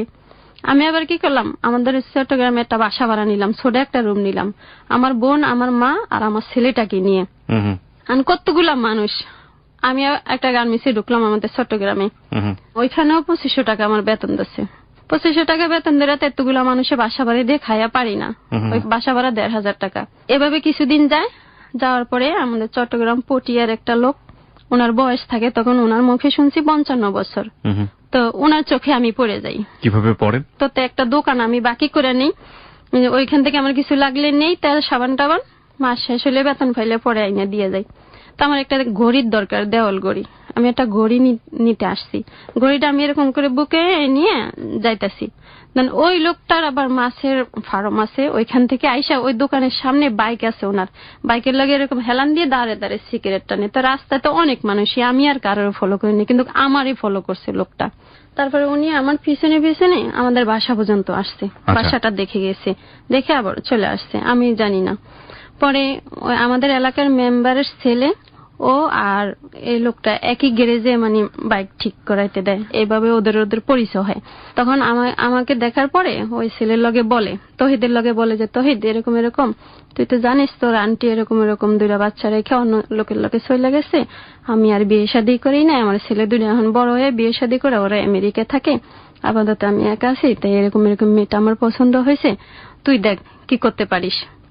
তখন বলছে যে তাইলে আমার দেখান। পরে যখন বাসা দেখাইছে তখন তো বুঝতে পারছে যে আমি কে, কয় এটা তো হোসেন কারিগরের বোন, ছোটবেলা হারিয়ে গেছে, এখন তো আসছে অনেকদিন হয়েছে এই ঘটনা। তো এদের থেকে কিছুটা জানছে, জানার পরে আমার আবার আরেক দিন দেখছে রাস্তায়, দেখার পরে ওনার মানে পুরাপুরি পছন্দ হয়েছে। তো এদের মাধ্যমে আমাদের ফ্যামিলিতে প্রস্তাব দেওয়া হয়। অনেক টাকা পয়সা আলা মালিক, আমাদের মতো ফ্যামিলি 50টা কিনে নেওয়ার মতো ওনার অত সম্পদ আছে। পরবর্তীতে এখন তো যেভাবে বলছে যে আমাদেরকে, চট্টগ্রাম তো আমরা ভাড়া বাসায় থাকি, সরকারি কোয়ার্টারে থাকি, আমাদেরকে জায়গা কিনে দিবে, বাড়ি বাইনে দিবে, আমার নামে এই সেই করে দিবে, 5তলা বাড়ি দিবে, আমরা সবসময় থাকতে পারবো। সরকারি কোয়ার্টারে থাকেন মানে? ঠিক বুঝলাম না, সরকারি কোয়ার্টারে কে থাকে? আপনি থাকেন? আমার ভাইরা, ওই যে আমার ভাই প্রথম থেকে একটা চাকরি করে সরকারি, মানে বিয়ে করার পরে কোয়ার্টার পাইছে, ওই জায়গায় তারপরে দেখার পরে এখন আমার ভাবিরা লোভে পড়ে গেছে টাকা পয়সার, উনি এত কোটিপতি, কিন্তু উনি যে কে এটা কিন্তু ওরা দেখেনি, উনি দেখতে কেমন এটাও দেখেনি, ওনার শুধু টাকা পয়সার কথা শুনি ওনারও মানে ফিট হয়ে গেছে। তখন আমি বলতেছি যে এত বয়স্ক একটা লোক, আচ্ছা ঠিক আছে আমিও রাজি হয়েছি, কিন্তু আমি ওনাকে দেখবো। তো দেখতে গিয়ে ওনাকে দেখে তো আমার মোটো পছন্দ হইলো না ভাইয়া, পুরাটা মাথা টাক, মাথায় কোনো চুল নেই, আর ওনার এত বড় গোপ যে গোপের জন্য নিচে মুখটা দেখা যাচ্ছে না, এত বড়, আর গোপগুলো এরকম বাঁকা করে দেয় দুই পাশে দিয়ে, মানে হাত দিয়ে এরকম ঘুরে বাঁকা করে দেয়, আর চোখগুলো একবারে মিউ মিউ করে, চামড়া টামড়া ঝুলে ঝুলে গেছে একেবারে। ওনাকে দেখে আমার মোটো দাদার মতো মনে হয়, দাদা বললে ওনাকে ঠিক হবে, বাবাও না। তো ওনাকে এক নজর দেখি আমার পুরোপুরি ভক্তি উঠে গেছে। আমি সেখান থেকে সঙ্গে সঙ্গে আইসা বাসায় এসে মার লগে অনেক কান্নাকাটি করলাম যে মা আমি কি দোষ করছি, আমার কেন এরকম বারবার হয় আমার লগে, আপনারা লোকটার তো একবার একটু দেখতো ছেলে না যে উনি দেখতে কেমন, শুধু টাকাটারির কথা শুনছেন, আর টাকা দেখেনও নয় খানো নয়। তারপরে আমার ভাইয়ের লগে বললো যে ও তো এরকম কান্নাকাটি করে, তাহলে তোরা লোকটারে দেখ। তো দেখতে কইলো, আমার ভাই দেখলো, আমার একটা ভাবিও দেখলো, দেখার পরে কয় আমার বুদ্ধি দিল উনি হয়তো কিছুদিন পরে মরে যাবে, তখন তো তোর বাড়ি গাড়ি বিশাল সম্পত্তি তোরই থাকবে, তখন না হয়তো পরবর্তীতে আবার একটা কিছু করার ইচ্ছা থাকলে করিস, ছেলে মেয়ে দুইটাও এখন মানুষ হবে, এরাও মানুষ হবে, আর তুইও সুখে থাকলি, আমাদের টানতে পারলি, এটাই ওরা দেখলো। মানে অনেক বুঝাইলো যদি ভালো জায়গায় দিতে চাই তাহলে তোদের ভাই তো কিছুই নেই, ভালো টাকা লাগবে, ভালো পয়সা লাগবে, আমাদের চট্টগ্রামে অনেক যৌতুক নেওয়া দেওয়া হয় ভাইয়া। তারপরে এসে বললো, এসে বলার পরে আমি বললাম যে মা না, আমি এটাতে কিছুতেই রাজি না। আমি কি করলাম, ঢাকায় কারোরে না বইলে চলে আসলাম, এপির একা আসলাম কোথায়, এই যে নোয়াখালীর ভাবি ফার্মগেট যখন আমরা থাকতাম আমার আম্মাকে নিয়ে, তখন যে নোয়াখালী একটা ভাবির সঙ্গে পরিচয় হয়েছে, ওনারা আমাকে দেখতে রাখতো, সমস্যা হইলে ওনারা আসতো, পাশে দাঁড়াইতো, ওই ভাবির কাছে এসে উঠছি। ওঠার পরে ভাবি আমার থেকে জানলো, আমি ভাবিরে বললাম এই ব্যাপার, তো ওই লোক আবার জানতে পারলো যে আমি ঢাকায় চলে আসছি। ও ওনার বাড়ি আবার মগবাজার ৪৪ রেলগেট, ওনাদের ৫ তলা বাড়ি আছে নিজেদের। উনি এই বাড়িতে আসলো, আসার পরে উনি অন্য একটা নাম্বার দিয়ে আমার সঙ্গে কথা বললো, অন্য লোকের মাধ্যমে। এই বয়স্ক লোকটা? জি, এই বয়স্ক লোকটার নাম হয়েছে একরাম। তিনি অন্য একজনের মাধ্যমে আমার লগে কিছুদিন কথা বললো, একটা জোয়ান জান মানুষ দিয়েই আমার সঙ্গে কথা বলাইছে। তো কথাটা রেকর্ডিং করার পরবর্তীতে উনিও আবার শুনতো যে আমি কি বলতাম, মোবাইলে অটো রেকর্ড করে রাখতো। তো এইভাবে পরে আমার খোঁজ নিল যে আমি কোথায় আছি। আমি বললাম যে আমি ফার্মগেট থাকি, এই আমি বাড়ি থেকে বেড়াইতে আছি, আমি ভাবির কাছে চাকরি টাকরি করি, এসব কিছুই বলতাম না ওই লোকটার লাগে, ভালো ভালো কথা বলতাম। শুনে উনি ফার্মগেট ওই ঠিকানা মতো আসছে। ফার্মগেট আইসা সে আমাকে খুঁজে বের করলো। আমার ভাবি বললো আচ্ছা ঠিক আছে বাসায় আসতে বল। তখন বাসায় আসলো, ওনাকে আমি বললাম বাসায় আসতে। তো উনি আবার কি করলো, পার্লারে গিয়ে ভাই সাইজা গুইজা আসছে। তো বাড়িতে আমি যেরকম একবারে বিশ্রী দেখছি ওরকম বিশ্রী আর এখন দেখা যাচ্ছে না, এখন একটু মোটামুটি ভালোই লাগছে। মানে যে লোকটা আপনাকে বিয়ে করতে যাচ্ছে তার কথা বলছেন? হ্যাঁ, তার কথা বলছি। তো আমার ভাবিরা দেখে কয় না দেখতে শুনতে তো ভালোই আছে, বয়স একটু বেশি, তাতে কি হয়েছে, তাহলে তোরও তো একটা সমস্যা আছে, আবার একটা বাচ্চা, এখন 2টা বাচ্চা, যাই হোক ওইটারে যদি পাস তাহলে পাইলি, আর না হয় এটারে একটু মানুষ কর। আমার এই ভাবিও বুঝেটো যা। পরে আমার এই ভাবি ডাইকা ওনার সঙ্গে কথাবার্তি বললো, বলা টলা পরে কয় তাইলে ভাবি আপনারাই এখানেই করেন, ওর তো বাড়ির ফ্যামিলি তেমন একটা ঠিক নাই, এক একজন এক এক রকম, তাহলে আপনি এখানে গার্ডিয়ান হয়ে একটা কিছু করেন।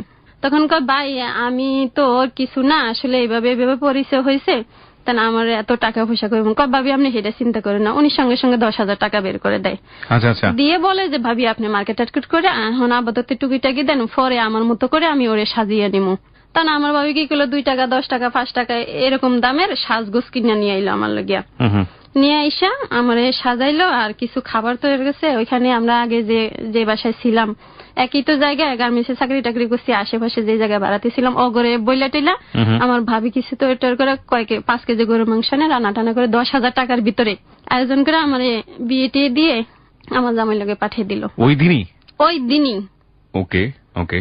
ওই দিনই ওই রাত্রি বিকালে পরিচয় হয়েছে, রাতের ভিতরে সবকিছু কমপ্লিট।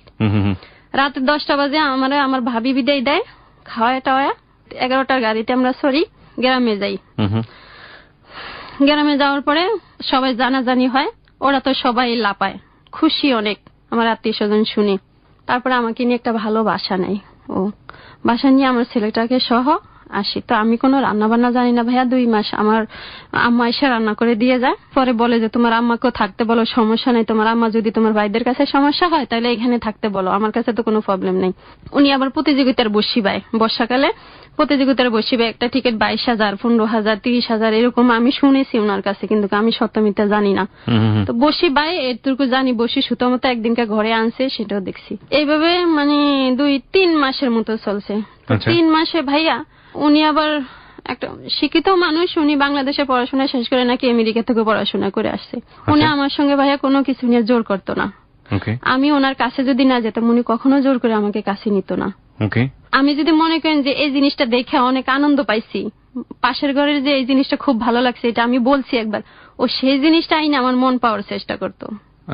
চাইতো যে আমি কোনটায় ভালো থাকি ওইটা নিজে আইনে দেওয়ার চেষ্টা করতো। তো এইভাবে ভাইয়া 2-3 মাস যায়। আর 2-3 মাসের ভিতরে ওর সঙ্গে আমার স্বামী স্ত্রীর সম্পর্কটা মনে করেন 2-3 মাসে 2-3 বার হয় না। তো একবার ওকে নিয়ে আমি মেশিনের কাজ শিখছিলাম আমার এই বিয়েটার আগে। বিয়েটার পরে কি গার্মেন্টসে আপনি কাজ করলেন? না ভাইয়া। তো 2-3 মাসের আগের কথা বলতে কি ভাই, 2-3 মাসের পিছনে একটু যাই, সংসারের পিছনে একটু যাই বলতে, আমি ওই ছেলেটার থেকে ওদের বাড়ির, গ্রামের বাড়ির বরিশালের একটা নাম্বার নেই, এই নাম্বারটার মাধ্যমে এই ছেলের বাবার লগে যোগাযোগ করি। করার পর ওর থেকে জানতে পারি যে মেয়েটা ঢাকায় এই জায়গায় আছে। তখন এটা আবার আমি আমার হাজবেন্ডকে শুনাই, একরামকে শুনাই যে মেয়েটাকে তোমার আনতে হবে। মানে আপনার মেয়ে? জি। তখন মেয়েটাকেও এখান থেকে নেয়, নিয়ে যাওয়ার পরে ওখানে ছেলে মেয়ে দুইটাই আছে আমার কাছে। আপনার কাছে থাকতো আপনার ছেলে মেয়ে? জি। একটা সুখের সংসার শুরু হলো বলা যেতে পারে। জি, সুখের সংসার শুরু হলো। তো ভাইয়া যখন আমি বাসা নিছি তখন ফাঁসি রুমের একটা ভাবি আমাকে জিজ্ঞাসা করে যে আপনারা কতজন এখানে? তখন আমি বললাম যে 4 জন, আমার হাজবেন্ড আর ছেলেটা তখন ছিল, আমি 3 জন, আর আমার আম্মা যদি থাকে তাহলে 4 জন। তখন বলে যে আপনার বাবা মা আর আপনি আপনার ছোট ভাই। আমার ছেলেটাকে বানাইলো আমার ভাই, হাজবেন্ডকে বানাইলো বাবা। বলতেছে আপনারা এই কজন? তখন আমি ওইখানে হ্যাঁ বলে আসছি। যাই হোক, একবার আমার হাজবেন্ড কিনে ডাক্তারে গেছি, ডাক্তার বলে যে আপনার বাবাকে ডাকেন। তো ওনার সঙ্গে আমি কোথায় গিয়ে তেমন একটা মানে সবসময় মনে করতো যে লোকজন মনে করতো আপনার বাবা। জি, আমাকে জিজ্ঞাসা করতো না ভাইয়া যে উনি আপনার কি হয়, এমন জিজ্ঞাসা করতো না, ওনার ডাইরেক্টই বলতো যে বাবাকে ডাকেন। জি, আপনার বাবাকে ডাকেন, ডাক্তার আমাকে বলছে। তখন আমি বাইরে গিয়ে বললাম যে আপনাকে ভিতরে ডাকতেছে। তখন তাকে জিজ্ঞাসা বলে যে আপনার মেয়ের এই, তখন উনি কি বলছে আমি সেটা জানি না। তো যাই হোক ভাইয়া, এভাবে 2-3 মাস যায়। আমিও কখনো আমার থেকে ওনার কাছে যাই না, ওনার দিকে তাকাইলে আমার মোটেও ভালো লাগে না। তারপর আমার ভাবিরা বলে টলে ওনার মোষটা একটু কাটায় আর ছোট মোটো করছে।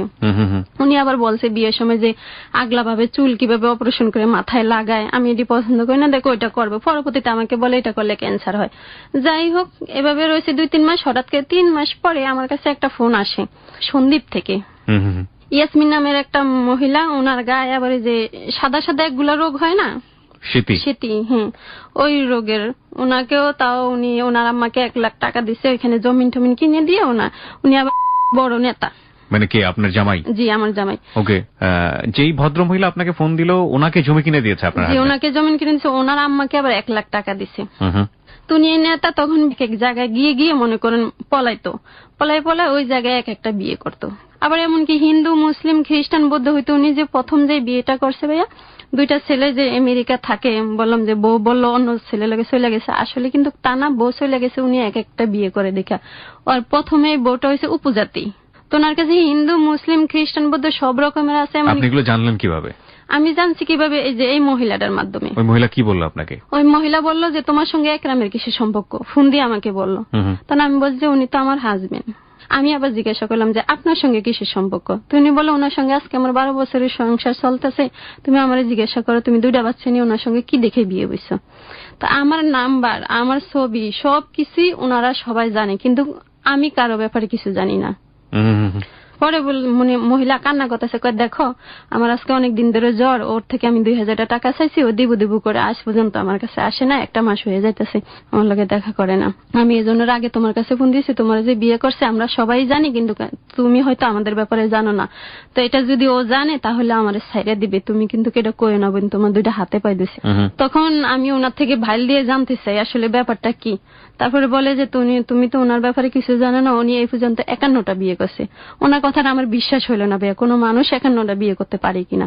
আমি বললাম যে আপনি কি মানে আমার সংসার নষ্ট করার জন্য হয়তো এগুলো বলতেছেন নাকি? বলতেছে আমি তোমাকে কয়েকটা ঠিকানা দিই, কয়েকটা বোন নামও বলি, তুমি ওই জায়গায় যাও, এমনকি তোমাদের চট্টগ্রামের ভিতরেই তুমি হাঁটলে 5-6টা বউ পাবা। তো উনি আমার বান্দরবনের একটা ঠিকানা দিল। তারপরে আমাদের শহরে পাথরঘাটে একটা জায়গা আছে, ওইখানে একটা বউ ঠিকানা দিল। আমরা যেখানে থাকি বর্তমানে এই জায়গার একটা ঠিকানা দিছে। 3টা ঠিকানা আমি লিখে রাখছি। আর ওনার ঠিকানা তো উনি বলছি যে আমার বাড়ির সন্দীপ, হয়তো তুমি চিনবা না, তোমার লগে আমি কোনো একদিন দেখা করবো এসা। আমি এই 3টা ঠিকানায় যাই ভাইয়া ওনার নাতিন সাইজা, ওনার বড় ছেলের মেয়ে সাইজা যাই। আমি বড় ছেলের নাম রানা, রানার মেয়ে হয়ে আমি যাই। ওকে, ওদের কাছে যে পরিচয় দেয় যে আমি একরামের নাতিন, রানার ছেলে, আমি রানা আমার আব্বা, এরকম বলে ওনাদের সঙ্গে পরিচয় দেয় যে আমার দাদা তো এখনো আবার বিয়ে করার জন্য আমাদের মহল্লায় নাচানাচি করতেছে, আপনারা কেন ঠেকেন না এই সে বলে। কয় কি করব বলো, এতগুলা 50-60টা বিয়ে করে এখনো এই লোকের মন বললো না আরো বিয়ে করার জন্য, এরকম করে এক ফা কবরে চলে গেছে। আপনি কি দেখলেন? আপনার স্টেপ বাই স্টেপ বলেন, প্রথম কার কাছে গেলেন, কি দেখলেন? প্রথম আমি গেছি বান্দরবন। গিয়া বান্দরবন ছোট ছোট 2টা বাচ্চা ওনার, জি 2টা বাচ্চা, আর মহিলাও আমার আম্মার বয়সী এরকম হবে, সুন্দর মুন্দর মহিলা, মধ্যম বয়সী। ওনার কি ভাই বোন নাই? ওনার কি আর্থিক অবস্থা ভালো ছিল না? উনি কেন ওনাকে বিয়ে করেছে? স্টোরিটা কি পেলেন, কেন বিয়ে করলেন? স্টোরিটা কেন সেটা আমি জানি না, আমাকে বললো। কিন্তু আমি নাতিন সেজে গেলাম, যাওয়ার পরে আমি ওনার জামা কাপড় দেখলাম, ওনাদের ছবি দেখলাম, বাচ্চা টাচ্চা নিয়ে ওনাদের হাজবেন্ড ওয়াইফের ছবি টবি দেখে বললাম। পরে আমি আমার পরিচয় দিলাম যে আমি এই জন্য আসছি এই পর্যন্ত, আমার দাদা আমাদের ওই জায়গায় আবারও বিয়ে করতেছে। তখন ওই মহিলা বললো যে কি করবো এই লোকটারে নিয়ে, আর এই লোকটা এতগুলা জায়গায় জায়গায় বিয়ে করে ওনার মন বললো না, এরকম বললো। আমি ওইখানে একটা রাত থাকলাম বান্দরবন থেকে, সকালে আসার সময় বাকি 2 জায়গায় গেলাম। বাকি 2 জায়গায় গিয়ে দেখলাম যে কিছুদিন আগে এই কোট গায়ে দিয়ে বৃষ্টির ভিতরে বাইক চালালে এই কোটটা এখানে ঝুলানো, মানে সবকিছু আমি দেখতেছি। তারপর ওদের বিয়ের ছবিও মহিলা আবার এইবার করে দিল, আমার ছবি টবি আমি দেখলাম, বইয়া সানাসা দিল, খায়াটে আসলাম। পরে আমি আবার জিজ্ঞাসা করলাম যে আপনার কাছ থেকে কতদিন এসে গেছে? আমার কাছ থেকে তো গেছে আজকে 2-3 সপ্তাহ হয়, বসি বাবার নাম দিয়ে গেছে। পরে দিয়ে কয় না এখান থেকে পরশুদিন গেছে। তখন আমি কথাগুলো অনেকটা মিলাইলাম, মিলানোর পরে আমি এখন 3-4টা জায়গায় গিয়ে 4 জনের লগে আমি পরিচয়, 3 জনের লগে আমি দেখা করলাম, 1 জনের লগে ফোনে যোগাযোগ করলাম। তারপরে যে মগবাজার ওনারও নাম্বার দিছে, মগবাজার তো ওর নিজের বাবার বাড়ি, 5তলা বাড়ি। এখানে আরেক বউ আছে, বাবা মার কাছে একটা বউ আছে, ফারুল বলে নাম, উনি আবার ল্যাংরা, 1 পা খোড়া খোড়া হাঁটে। পরবর্তীতে এটা ঠিকানা দিছে, এটার লগে আমি ফোনের মাধ্যমে কথা কইছি। তো ভাই এখন আমি 5 জন, আমি বুঝি না 52-53 জন বউ বিয়ে করে ফেললো, কেউ কোনো আইনি অ্যাকশন নিল না? না, কেউ কোনো আইনের অ্যাকশন নিল না। উনি মনে করেন টাকা পয়সা দিয়ে এমন করে ভাইয়া, কোটিপতি না তেমন, সব গরিব। মনে করেন ওই যে যেটা সন্দীপ, এই মেয়েটাকে বিয়ে দিতে পারে না তারা, সারা গায়ে এরকম রোগগুলা, এটার জন্য বিয়ে দিতে পারে না। মেয়ের মাকে 1 লাখ টাকা দিছে, আবার মেয়ের নামে জমিন কিনে দিয়ে মেয়েকে ওইখানেই রাখবো সবসময়, ও মাঝে মাঝে আসবো, এরকম কথাবার্তা বলে মানে বিয়েগুলো, মানে যারা আসলে বিপদে থাকে তাদেরকে এইভাবে বিয়ে করে। জি, আচ্ছা। পরবর্তীতে আমি বিশ্বাস করলাম। তারপরে কক্সবাজার লাইনে যাওয়ার সময় তুমি 7 থেকে 8টা বউ পাইবা। তো যাই হোক, অত দূর আমার যাওয়া সম্ভব হয়েছিল না। আমি বাড়িতে এসে আমার ভাইদেরকে বললাম, ওদেরকে বলা টলার পরে লাস্টে আমি বলছি যে না আমার এটা এখানে থাকা হবে না। আমার ভাইরা বুঝাইলো, ও করছে তোর তো খাওয়ান ফরন বরণ সবকিছু দেয়, তোরও তো ভালো রাখে, তোর বাচ্চা 2টাকে স্কুলে পড়াচ্ছে, তাহলে তোর সমস্যা কি? আমি কি না, আমার কাছে তারপরেও জানি কেমন লাগে। এটাও তো আমার লগে সিটারি করছে, আমাকে যদি বলতো তাইলে একটা কথা ছিল। যে 2টো বাচ্চা ওনার বাড়িতে আপনি পেলেন, সেটা কি আসলে প্রথম বউয়ের বাচ্চা ছিল? আমি শুনেছি এই 2 জনের নামই প্রথম, এই 2 জনের বাচ্চাই মানে বড় হয়ে যেখানে রাখছে ওটা ওনারই বাড়ি ছিল? না, ভাড়া। জি। ওনার আসল বাড়ি কোথায়? ওনার আসল বাড়ি পটিয়া। না, আপনি বললেন ঢাকাতে 5তলা বাড়ি আছে, ওটা কোথায়? এটা হচ্ছে ঢাকা মগবাজার 44 রেলগেট। তো ওখানে আপনাকে তোলেনি? না, ওখানে আমাকে তোলেনি। তো ওখানে একটা বউ ছাড়াই আর কোনো বউ যাইতে পারে না। ওই বউটা কি ওনার প্রথম বউ? না। তাহলে ওই বউটা কত নম্বর বউ তাও জানি না, কিন্তু ওই বউটা একটা মানে কিভাবে জানি মানে অনেক যুদ্ধ করে ওই জায়গায় যায় উঠছে। তো আপনাকে ভাড়া রেখে এখান থেকে করতে, আপনি কিভাবে জানলেন ওনার ছেলের নাম রানা? গল্প করতো। ওকে, রানা আর সজীব বলে 2টা ছেলে রেখে মায় চলে গেছে এরকম শুনছি। তো ওরা বড় হয়ে বিয়ে শাদী করে আমেরিকায় ছিল, সেটেল হয়ে গেছে। জি, আবার বাংলাদেশে আসে। তো ওই রানার মেয়ে হিসাবে আমি গেছি। আচ্ছা। তো এভাবে ভাইয়া পরে দিয়ে আমার ভাইগুলো লগে আমার লগে অনেকটা বাড়াবাড়ি হয়। আমাকে ঘরে অনেক জিনিসপত্র ফার্নিচার কিনে দেয়, অনেকটা ফ্রিজ, টিভি, খাট কিনে দেওয়ার পর মনে করেন 5 মাসের মাথায় এখন আমি আর থাকবো না এখানে, আমার ভালো লাগে না ওর এগুলো। মনে করেন ভাইয়া আজকে মনে করেন মাসের 1 তারিখ, আজকে বাসা থেকে বের হয়, সব জায়গায় ঘুরে আস্তে আস্তে আবার মাসের 1 তারিখ হয়ে যায়, কিন্তু সে আমাকে বলে যে বসি বাইতে যায়। আসলে সে বিভিন্ন বউয়ের কাছে যায়। আসলেও সে একদিন করে সময় দিলে মনে হয় তার দিনে হয় না, দিন তো মাত্র 30 দিনে 1 মাস। সে একদিন করে যদিও একটা জায়গায় ঘুরে আসে, তারপরে তো তার শর্ট হয়ে যায়, সে সব জায়গায় যাইতে হয়। কোন কোন জায়গায় বাচ্চা, আমি অনেক কি জায়গায় মোগল বাচ্চা আমলের আছে। ঘটনা শুনছি নাকি বাংলাদেশে? দিস ইজ ওকে, মানে কিভাবে পসিবল? তারপরে ভাইয়া আমার ছেলেটা আবার এর ভিতরে একদিন আমার ছেলেটাকে ও মারে, 2-3টা লাথি মারে 1 সপ্তাহ পরে আমার ছেলেটা ঘর থেকে বের হয়ে যায়। লাথি মারে কেন? ফুটবলের জন্য, একটা বল চাইছিল, বলের জন্য প্রতিদিন ওই কান্নাকাটি করে। তার 1 সপ্তাহ পরে ছেলেটা ঘর থেকে বের হয়ে যায়। কোথায় যায় ওরে আর খুঁজে পাই না। আমার ভাই অনেক খুঁজছি কিন্তু কোথায় ওরে পাই নাই। না পাওয়ার পরে 5 মাস শেষ, 6 মাসে পড়ছে, তখন আমি ওর বাসা থেকে চলে আসি। সবকিছু দিয়ে ঘরে তালা দিয়ে চাবিটা বাড়িয়ালির কাছে দিয়ে আমি চলে আসি। কোথায়? আবার ঢাকায় চলে আসি, শুধু আমার কটা জামা কাপড় নিই।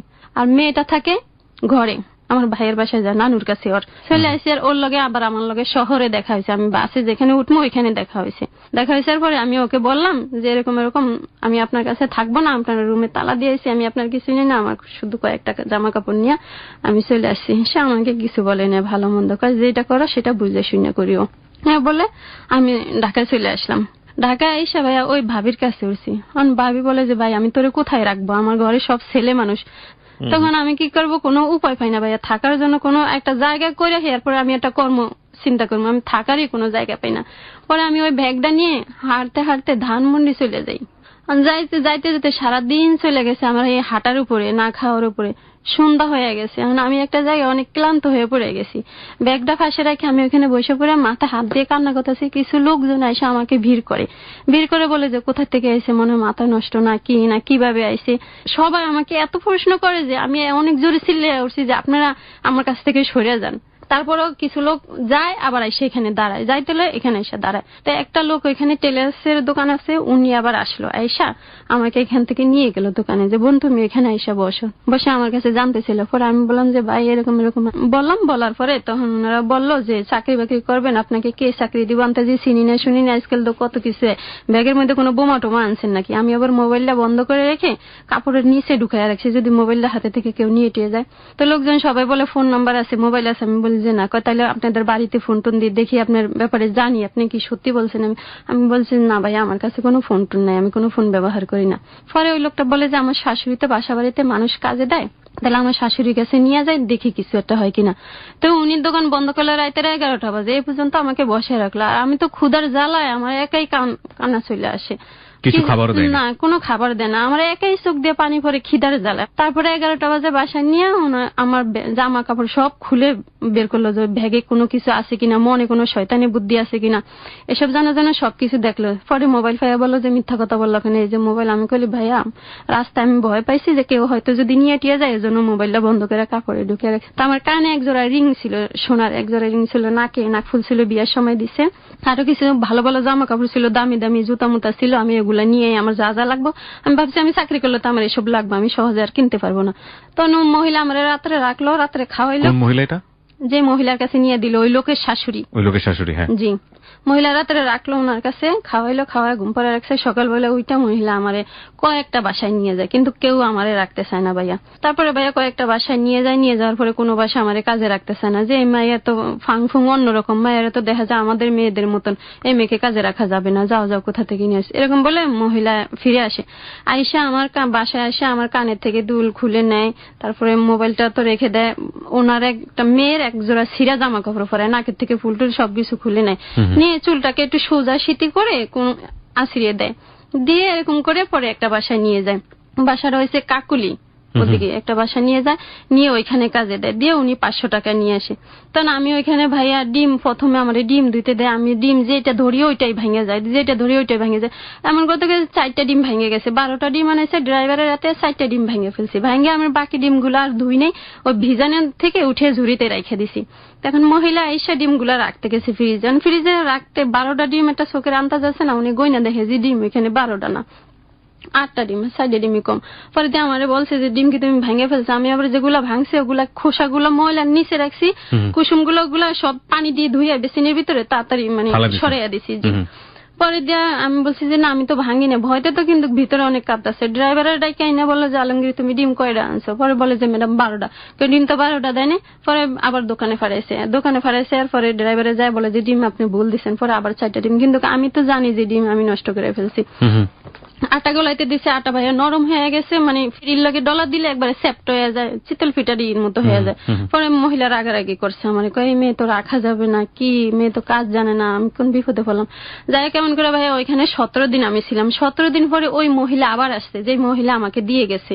সেই মহিলা আইসা বলতেছে ও তো আমার বোনের মেয়ে, কোনোদিন কাজকর্ম করে না, দেশের থেকে আসছে, তাহলে ওরে একদিন আমার কাছে নিয়ে রাখি, তারপরের দিন দিয়ে যাবো, ওর মন টন বসে না। তো কয় আচ্ছা ঠিক আছে, তাহলে আমি আমার ড্রাইভার পাঠাবো, তাইলে আপনি ওরে কালকে দিয়ে দিন।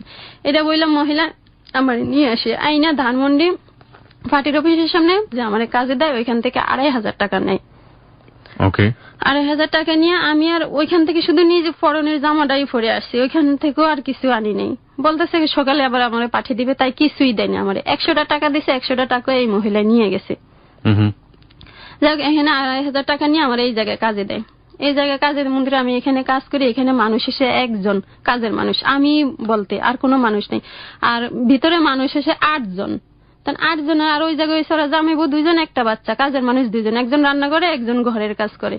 এখন আমি বললাম ওইখানেই তো মনে হয় আমি ভালো ছিলাম, 2 জন কাজের মানুষ আর ওরা মানুষ কম, আর এখানে 8 জন মানুষ, আমি একা কি করবো? আর আমি তো কোনো কাজও জানি না ভালো মতো, আমি তো খুব ভয়টা পাইছি। যাই হোক, ওরা মিল্লা খালাম্মা সহ আইসা আমার লোক করতো। তো এইভাবে রয়েছি। পরে আমি কান্না করি, কয় কি তুমি কান্না করলে লাভ হইব না, কান্না করে মরে গেলে কোনো লাভ হইব না, তোমার দিয়ে ওই মহিলা 1000 টাকা নিয়ে গেছে, ওনাকে রুফার মা বলে, তোমাকে দিয়ে যে উনি 2500 টাকা নিয়ে গেছে, এখন যতই কান্না করো আমাদের টাকা উসুল করে তারপরে যাইতে হবে যদি যাইতে চাও। এরকম বললো, ভয়টা দেখালো। কান্নাকাটি বন্ধ দিয়ে নিজেকে আস্তে আস্তে মানিয়ে নেওয়ার চেষ্টা করতেছি। তো ওই খালাম্মা আবার হিরা আমারে নিয়ে বিকেল বেলায় লেকের পাড়ে হাঁটতে যাইতো, ধানমন্ডি লেক পাড়ে হাঁটতে যাইতো, আবার মার্কেটে যাইতো। তো ওই সিকিউরিটি তো অনেক সিকিউরিটি, ওইখানে 6 জন সিকিউরিটি বাসাতে, জি ওই বাসাতে গেলে 6 জন সিকিউরিটি। তারপরে 6টা থেকে 2টা পর্যন্ত 2 জন থাকে, 2টা থেকে আবার 10টা পর্যন্ত এরকম চেঞ্জ হয়ে থাকে।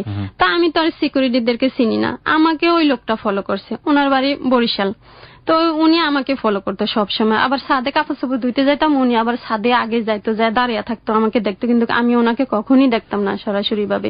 তো এইভাবে উনি আমাকে দেখে আমাদের ড্রাইভারের থেকে আমার নাম্বার নিছে, নিয়ে তারপরে আমার সঙ্গে কথা বলে, আমার লগে কথা বলে। আরো একটা কাজের মেয়ে ছিল, ওনার বয়স মনে করেন আমার থেকে দ্বিগুণ বেশি হবে। ওই কাজের মেয়ের লগে ওনার 2 বছর ধরে সম্পর্ক ছিল এই সিকিউরিটির সঙ্গে।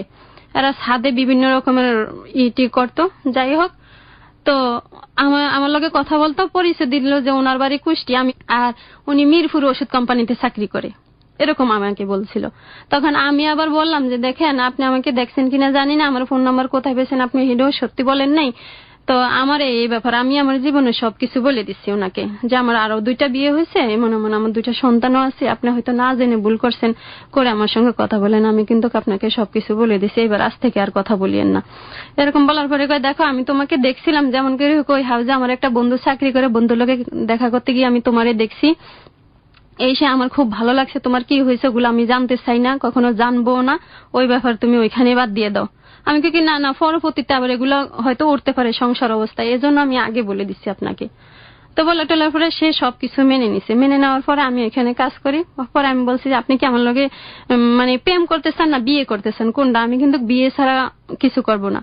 পরে বলা আচ্ছা ঠিক আছে, আমি তোমাকে বিয়েই করবো, আমার বিয়ে করারই ইচ্ছা আছে তোমার। এই সেই বলে আমি ওইখানে 1 বছরের মতো কাজ করি ওই বাসায়, আর ওর লগে মোবাইলে এরকম কথা হইতে থাকে। পরে দিয়া ওরা আবার ওইখান থেকে বাসা ছাইরা কাকুলি চলে যায়।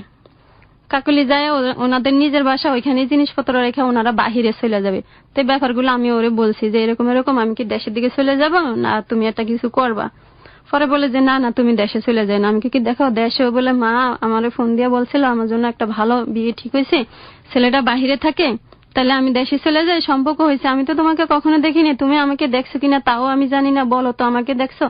তো সম্পর্ক থাক, মোবাইলে থাক, মোবাইলে হয়েছিল মোবাইলে থাক, আমি দেশে যাই, দেশে গিয়ে বাপ মার কথা মতোই এটা কিছু করি। সে আমাকে বলছে আমি এখন ছাদের থেকে পড়ে যাব, গাড়ি নিচে, গাড়ি আবার শব্দও শুনছিলাম আমি মোবাইলে, গাড়ি নিচে পড়বো, আমি এখনই আমার জীবনটা দেখ, তুই নষ্ট করে দিস না, আমার জীবনটা এভাবে নষ্ট হয়ে যাবে, অনেক কিছু আমাকে শুনাইলো। শোনার পরে আমারও খুব খারাপ লাগতেছে। আবার 1-1.5 বছর ধরে কথাও বলতেছি মোবাইলে, সবকিছু মিলিয়ে পরে দিয়ে আমি তাহলে এখন কি করবো, কয় ওরা যেদিন কাজে তোরে বিদায় দিলে তাইলে তুই আমারে জানাইস, আমি ওই জায়গায় এসে দাঁড়ামো। পরবর্তীতে আমি ফার্ম, ওরা যখন বিদায় হয়ে গেছে যাইতেছে, তখন আমারও বিদায় দিয়ে দিছে, আমারে 22,000 টাকা দিয়ে তারপরে ওরা আমাকে বিদায় করে দিছে। কারা, মানে যে খালাম্মাদের বাসায় আমি কাজ করি, ওরা আপনাকে একবারে পে করেছে 22,000 টাকা? জি, একবারে। আমি 1 বছর 2-3 মাস হয়েছে কাজ করছি, আবার ঈদের বোনাস টোনাস সবকিছু মিলে মানে 22,000 টাকা দিয়ে আমার একবারে বিদায় করে দিছে।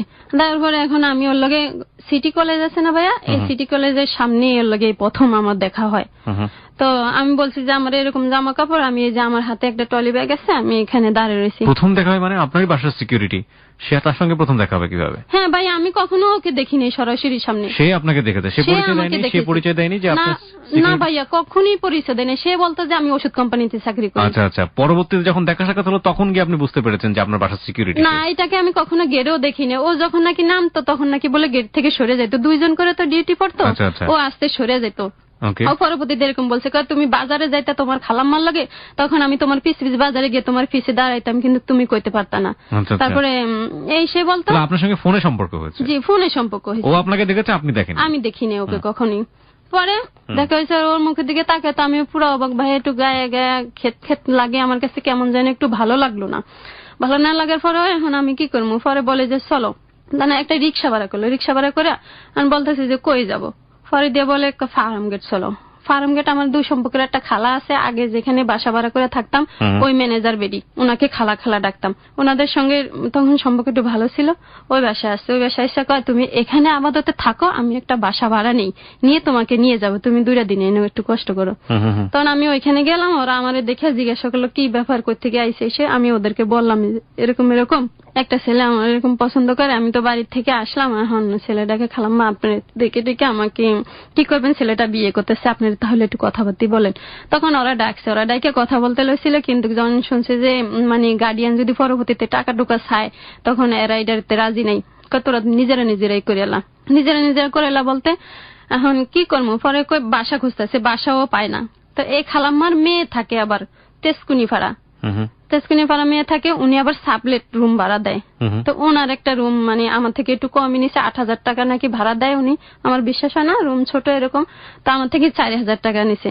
তখন আমি ওকে বললাম যে রুম তো তাহলে একটা পাইছি, তাহলে চলো আমরা বিয়ে করে বাসায় উঠি। তাহলে আগে বাসায় ওঠো, হিয়ার পরে বাসায় উঠে তারপরে আমরা একদিন কাজে নিজেরা মানে কাজের অফিসে গিয়ে কোর্ট ম্যারেজ নাকি বলে ওইটা করে নিব। তখন আমি উঠছি। ওইটা একদিনকে ভাই আমরা ওর বোন থাকে আবার একটা সাবার, ওই বোনের বাড়িতে যাবো বললা বের হয়েছিলাম রোজার 1 সপ্তাহ আগে আমরা বাসা নিছি। তো 1 সপ্তাহ পরে ওর বোনের বাসায় আমরা যাইতে লইছি। পরে আইসা বলছি যে আমরা বিয়ে করে আইছি, ও আমাকে শিখিয়ে দিছে এটা, যা বলবা বিয়ে করে আসছি আমরা। তখন আমরা আইসে এদেরকে বলছি যে আমরা আজকে বিয়ে করে আইছি, কিন্তু আসলে তা না। আর ওর বোনের বাড়িতে গিয়ে ওর বোনেরও হয়তো ও বলছে যে এরকম মেয়েটা এই মেয়ে সেটা, তো কিন্তু ওর বোনের মেয়েগুলা আছে না, ওগুলা আমারে কি বলবে, পরে বলে যে এটা খালামণি, তোমার আব্বুরে বলবা যে এটা খালামণি। তখন আমি বললাম যে এরা উল্টা ফুল্টা ভাই বোনে ফুসুর করে, আবার বাচ্চাদেরকে এরকম শিখিয়ে দেয় কেন। যাই হোক, ওইখান থেকে আসার পরে বলছি যে সবাইকে আমাদের বিয়ে হয়ে গেছে। তো ভাই এইভাবে আজ পর্যন্ত আসি। বিয়ে 3 মাস পরে রোজার ঈদের, তো 2.5 মাস পরে কোরবানি ঈদ হয়। কোরবানি ঈদে ও আমাকে বাড়িতে নিয়ে যাওয়ার কথা ছিল। তো বাড়িতে নিয়ে যাওয়ার কথা ছিল, সারা রাত ডিউটি করছে, নাইট ছিল, সারা রাত ডিউটি করে পরে বলে যে তুমি রেডি হয়ে থাকবা, সবকিছু যা জানিবা সব গুছিয়ে রাখবা, সকালবেলা আমি 6টা বাজে আইসেই বাসা থেকে বের হয়ে যাব। আমি ভাটাত বেড়ে সবকিছু রেডি টেডি করে জামা কাপড় আমি সাইজা গুজা রেডি হয়ে বসে রয়েছি। ও 6টা বাজে থাকবে ওই কথা, 7টা 8টা 9টা 10টা বাজে যায়, ফোনও ধরে না, বাসায়ও আসে না। পরে দিয়ে 10টার দিকে ফোন দিয়ে বলে যে আমি তো চলে আসছি। ভাই ও কথা বলার লাগে আমি মনে হয় দাঁড়ানো থেকে বসে পড়ছি, ওই শব্দটা আমার কানে এখনো বাজে। আমার হাত থেকে মোবাইলটা খুলে টুলে একবারে হয়ে গেছে। তারপর আমার ঘরে কয়েকটা ওষুধ ছিল, ঘুমের ওষুধ আমার ব্যাগে ছিল, আমি 4-5টা ওষুধ একসঙ্গে খাইয়া ফেলাই। আর ওই যে ফাঁসের যারা বাসা নিছে, আমরা তো সাবলেট, তারাও সেদিন বেড়াইতে গেছে ঈদের দিন।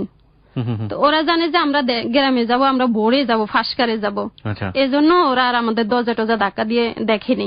ওরা বিকালে, ঈদের দিন বিকালে উত্তরা বেড়াইতে গেছে।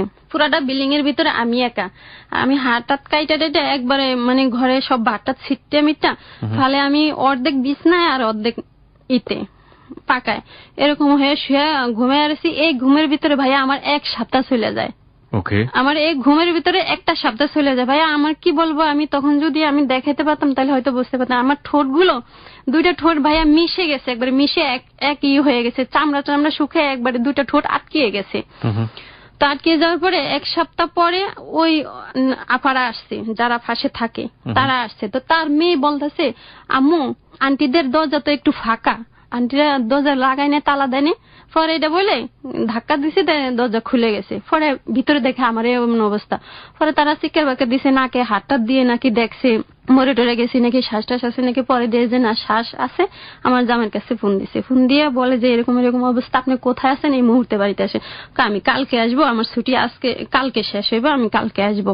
বলে যে আপনি কালকে, আপনার বউ মরে যেতেছে, আপনি কালকে আসবেন। মানে সে ঠিকই ভাইয়া কালকে আসছে। এমন একটা খবর শোনার পরেও সে কালকেই আসছে। আসার পরে আমার মুখে টোকে মানে ভিজা কাপড় দিয়ে ঠোঁট মোট ঠিক করলো, মুখে টোকে পানি দিল, কি আপেলের রস নাকি কমলার রস চিপে টিপে চামচে মুখে টোকে দিয়ে আমাকে কোনো মতে সুস্থ করলো। সুস্থ করে ভাইয়া এক সপ্তাহ পরে আমি আস্তে আস্তে মানসিক ভাষাটা হারিয়ে ফেলতেছি। মানে চিনা মানুষগুলো চিনা হয়ে যেতেছি, চোখে সবকিছু ডাবল ডাবল দেখতেছি, তারপরে উল্টা পুল্টা কথা বলতেছি। তো এরকম দেখে ও ভাবছে কি মনে হয় আমি এমনি এরকম করি, কিন্তু দিন দিন আমার পরিবর্তন হয় না ভাইয়া, আমার আস্তে আস্তে এরকম হয়ে যাইতেছে। আমি নিজের জামা কাপড় এখনো আপনার এরকম হয়? জি ভাইয়া, আমার নিজের জামা কাপড় আমি নিজে খুলে ফেলি। বুঝতে পেরেছি। আপনি কিছু প্রশ্নের উত্তর দেন খুব ছোট ছোট করে। আপনার ছেলেটার খোঁজ কি আপনি পেয়েছেন? না ভাইয়া, আইজও পাইনি। আপনার ছেলেটা কোথায় গেছে আপনি জানেন না? না, আমি জানি না। মেয়েটার খোঁজ কি পেয়েছেন? ছেলেটার খোঁজ পাইছি ফোনের মাধ্যমে আমার ভাইদের কাছ থেকে, কিন্তু মেয়ের খোঁজ পাইনি। আমি ওনার কাছে কয়েকবার ফোন দিয়ে জানতে চাইছিলাম। উনি বলতেছে, মেয়ে বলতেছে আমার মা খারাপ, আমার মা রাস্তার এই সেই, ওনার সঙ্গে আমি কথা বলবো না, উনি আমার মা না। তা না, আমি কই কি আচ্ছা যাই বলুক, আমি ওর মুখে শুনতে চাই, তারপরে না হয়। ও কথাই তো বলতে চায় না। মেয়ে কোথায় থাকে এখন? মেয়ে ওনার সঙ্গে থাকে, একরামের সঙ্গে থাকে। আপনার প্রথম হাজবেন্ডের সঙ্গে থাকে না? যেই বয়স্ক যে হাজবেন্ড তার সঙ্গে থাকে? হ্যাঁ, উনি ওনার এক ওয়াইফের কাছে নিয়ে রাখছে মেয়েটাকে। জি। তারপরে বলে ছেলেটা কোথায় আছে? আর ছেলেটা নাকি রাস্তাঘাটে এভাবে থাকতে থাকতে একটা আশ্রম কেন্দ্র নাকি সন্ধান পাইছে, ওইখানে থাকতে। তো ওইখানে নাকি জানুয়ারির থেকেও আবার বন্ধ হয়ে গেছে। বন্ধ হয়ে যাওয়ার পরে এখন নাকি রাস্তায় ঠেলা গাড়ি ঠেলে, আর কোথায় কোথায় থাকে এরকম সিঁড়ি নিচে নিচে থাকে, ঠেলা গাড়ি ঠেলে, আর ওইটা দিয়ে যা পায় ঠেলা গাড়ি পিছন দিয়ে ঠেলে, আর 150 টাকা যা দেয় 50 টাকা ওইভাবে। প্রথম হাজবেন্ডের কি অবস্থা? তার আর কোনো খোঁজ খবর পাননি? দ্বিতীয় হাজবেন্ড যে বয়স্ক লোকটা ছিল, ফোন নাম্বার আছে মেয়েটার জন্য, আমি ফোন নাম্বারটা সেভ করে রেখে দিছি যে কখনো যদি মেয়েটার খোঁজ টোজ পাই তাহলে, এজন্য নাম্বারটা আমি রেখে দিছি। ওনাকে আপনি একবারের জন্য জিজ্ঞেস করেছিলেন যে আপনি এতগুলো বিয়ে কেন করেছেন? সে বলে এটা এক সময় করেছিলাম, আর আমার যাকে চোখে ভালো লাগছে সেটা আমি জোর করে নিছি, টাকা পয়সা দিয়ে হইলে টাকা পয়সা দিয়ে নিছি, আর কিছুটা আমি বিপদে করেছি, কিছুটা অসহায় ছিল এরকম করেছি, তবে অতগুলা না। সে বলে 20-30টার মতো। আর ওনার ওয়াইফ বলছে যে আমাকে 51টার মতো, আমাকে নিয়ে 52টা।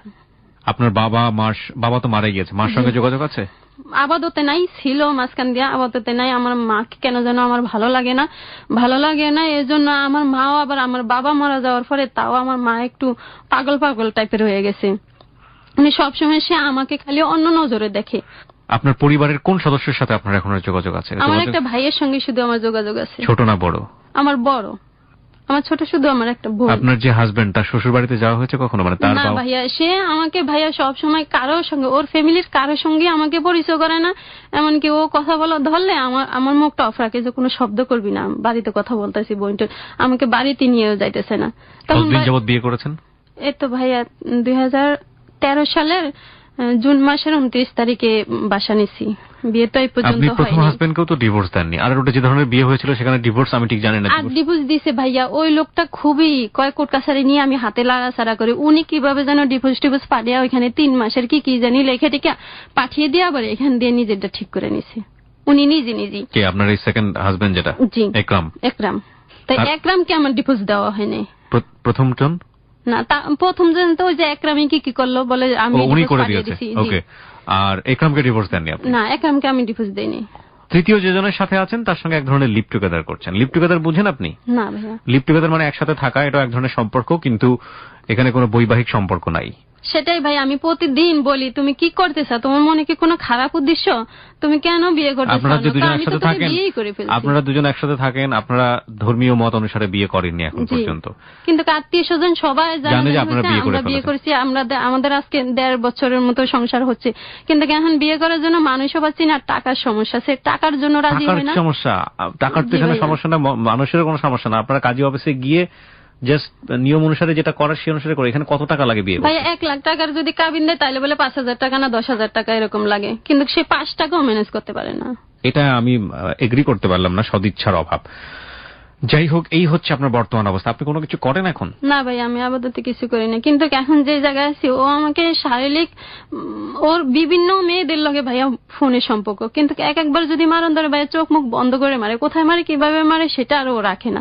তো মায়ের থেকে মনে করেন মানসিক অত্যাচারটা আমার উপরে খুবই বেশিরভাগ পড়ে। কয়টা ভাত ছাড়া ভাইয়া, ডাল ভাত ছাড়া না একটা কাপড় চোপড় দিতে পারে, না মনের কোনো চাহিদা পূরণ করতে পারে, শুধু ঘরে রাখে কয়টা খাবারই দেয়, এছাড়া আর কোনো কিছুই পারে না ভাই। আশেপাশের ভাবিরা যারা চলে ওদের সঙ্গে চলতে গেলে ওরা একটু আমাকে ছোট নজরে দেখে। ফাঁসের রুমের এখনো সাবলেটে থাকি, ওনার ঘরে লুডো সাইনা রাখছে, ইন্দুরে প্যাকেটটা কাইটে ফেলছে দেখে উনি সেটাই না আমাকে দিছে, যেটা রান্না করে খান ভাই। সবাই আমাকে ছোট নজরে দেখে, একমাত্র শুধু ওর গতিকে সব সময় ও আমাকে রাখে। আমি আগে এই যে একরামের বাসা থেকে যে জিনিসপত্র নিয়ে গেছি, যে জামা কাপড় নিয়ে গেছি, জুতা নিয়ে গেছি, আজ পর্যন্ত আমি ওগুলা দিয়েই 1.5 বছরের মতো এগুলা দিয়ে, আর ওই যে বাসায় কাজ করছি ওই বাসার জিনিস দিয়েই আমি আজ পর্যন্ত চলি ভাইয়া। সে আমাকে ভালো একটা তো জামা আপনি চাইলে কাপড় তো একটা দিতে পারে গার্মেন্টসে না। কাজ করতে পারেন, নিজে নিজে কাজ করে নিজে স্বাবলম্বী হতে পারেন। সে ভাইয়া এটাও জানে না যে আমি আগে গার্মেন্টসে কাজ করছি, আর আমার মা যে বাসা বাড়িতে কাজ করছে, আমার মা বর্তমানে এখনো বাসায় কাজ করে। আমার ভাবিরা দেখতে পারে না, ওদের সংসারে অশান্তি হয় দেখে আমার মা না, কিন্তু আপনি তো করতে পারেন। আপনি একে ছেড়ে দিয়ে আপনি কেন গার্মেন্টসে কাজ করছেন না? আপনি তো, ও তো আপনার স্বামীও না, আপনি সেটা কেন করেন না? আপনি গার্মেন্টসে কাজ করেন, আপনার তো আল্লাহর রহমতে শরীরে এখন শক্তি আছে, তো আপনি গার্মেন্টসে কাজ করেন, করে নিজে নিজে অর্থ রোজগার করেন, নিজে চলেন, নিজে একা থাকেন, সেটা তো আপনি পারেন, সেটা কেন করছেন না? সেটা করছি না ভাই। আমি এখন ওর আন্ডারে, ও বলতেছে যে আমি তো মন থেকে বিয়ে করে ফেলছি, আর বিয়ের দরকার কি? আর আমি যদি চলে যাই কিন্তু আপনাকে তাহলে এখান থেকে তোকে শক্তভাবে দাঁড়াতে হবে। হ্যাঁ, চলে গেলে আমি বিয়ে তোর 10 বার যদি করি তারপরে তো আমি চলে যেতে পারি। তুই কি আমার বাড়ি ঘর ঠিকানা আমি কেনা জানিস? আশেপাশে বলে ভাবিরা যে একটা বাচ্চাটা নিয়ে নেন তাহলে ঠিক হয়ে যাবে। কিন্তু আপনার তো একটা অবলম্বন লাগবে। ও যে আপনাকে ছেড়ে চলে যাবে না তার নিশ্চয়তা কি আছে? আপনার তো কোনো অর্থনৈতিক ব্যাকআপ নাই, আপনার তো কোনো অর্থনৈতিক অবস্থা নাই। এজন্যই ভাইয়া আমার লগে বেশি করে যে আমার পিছনে কোনো গার্ডিয়ান নাই, কোনো মা বাবা, আপনাকে যেটা করতে হবে, আমার লগে খুবই দুর্ব্যবহার করে। আপনার এই জন্যই তো বলছি, আপনি এখন গার্মেন্টসে কাজ করেন বা অন্য কোথাও কাজ করেন, কাজ করে কিছু পয়সা হলো আপনার নিজের জন্য জমান, সেটা আপনি কেন করছেন না? এটাই তো আপনার স্টোরি লাইফের, না? আর আগে যে বিয়ে টিয়ে হয়েছে ভাই, এগুলো নিয়ে প্রতিটা মুহূর্তে উঠতে বসতেই খোঁড়া দেয়। এই হচ্ছে রিয়া, একটা মেয়ে আমাদের সোসাইটিতে যার কোনো ব্যাকআপ না থাকলে, পরিবার না থাকলে তার শেষ পর্যন্ত কতটা দুর্গতি হয়। একটা ছেলে হলেও কোনো না কোনোভাবে সে বের হয়ে যেতে পারে আমাদের এই সমাজে, কিন্তু একটা মেয়ে কতটা অসহায় হতে পারে। এটাও একটা জীবন। 25 বছরের রিয়া কোথায় যাবে, কি করবে, ভবিষ্যৎ সম্পূর্ণ রকম ভাবেই অনিশ্চিত। আমরা এখানেই একটা ছোট্ট দাড়ি কমা ফেলতে চাই আমাদের এই হ্যালো ইট 920-তে।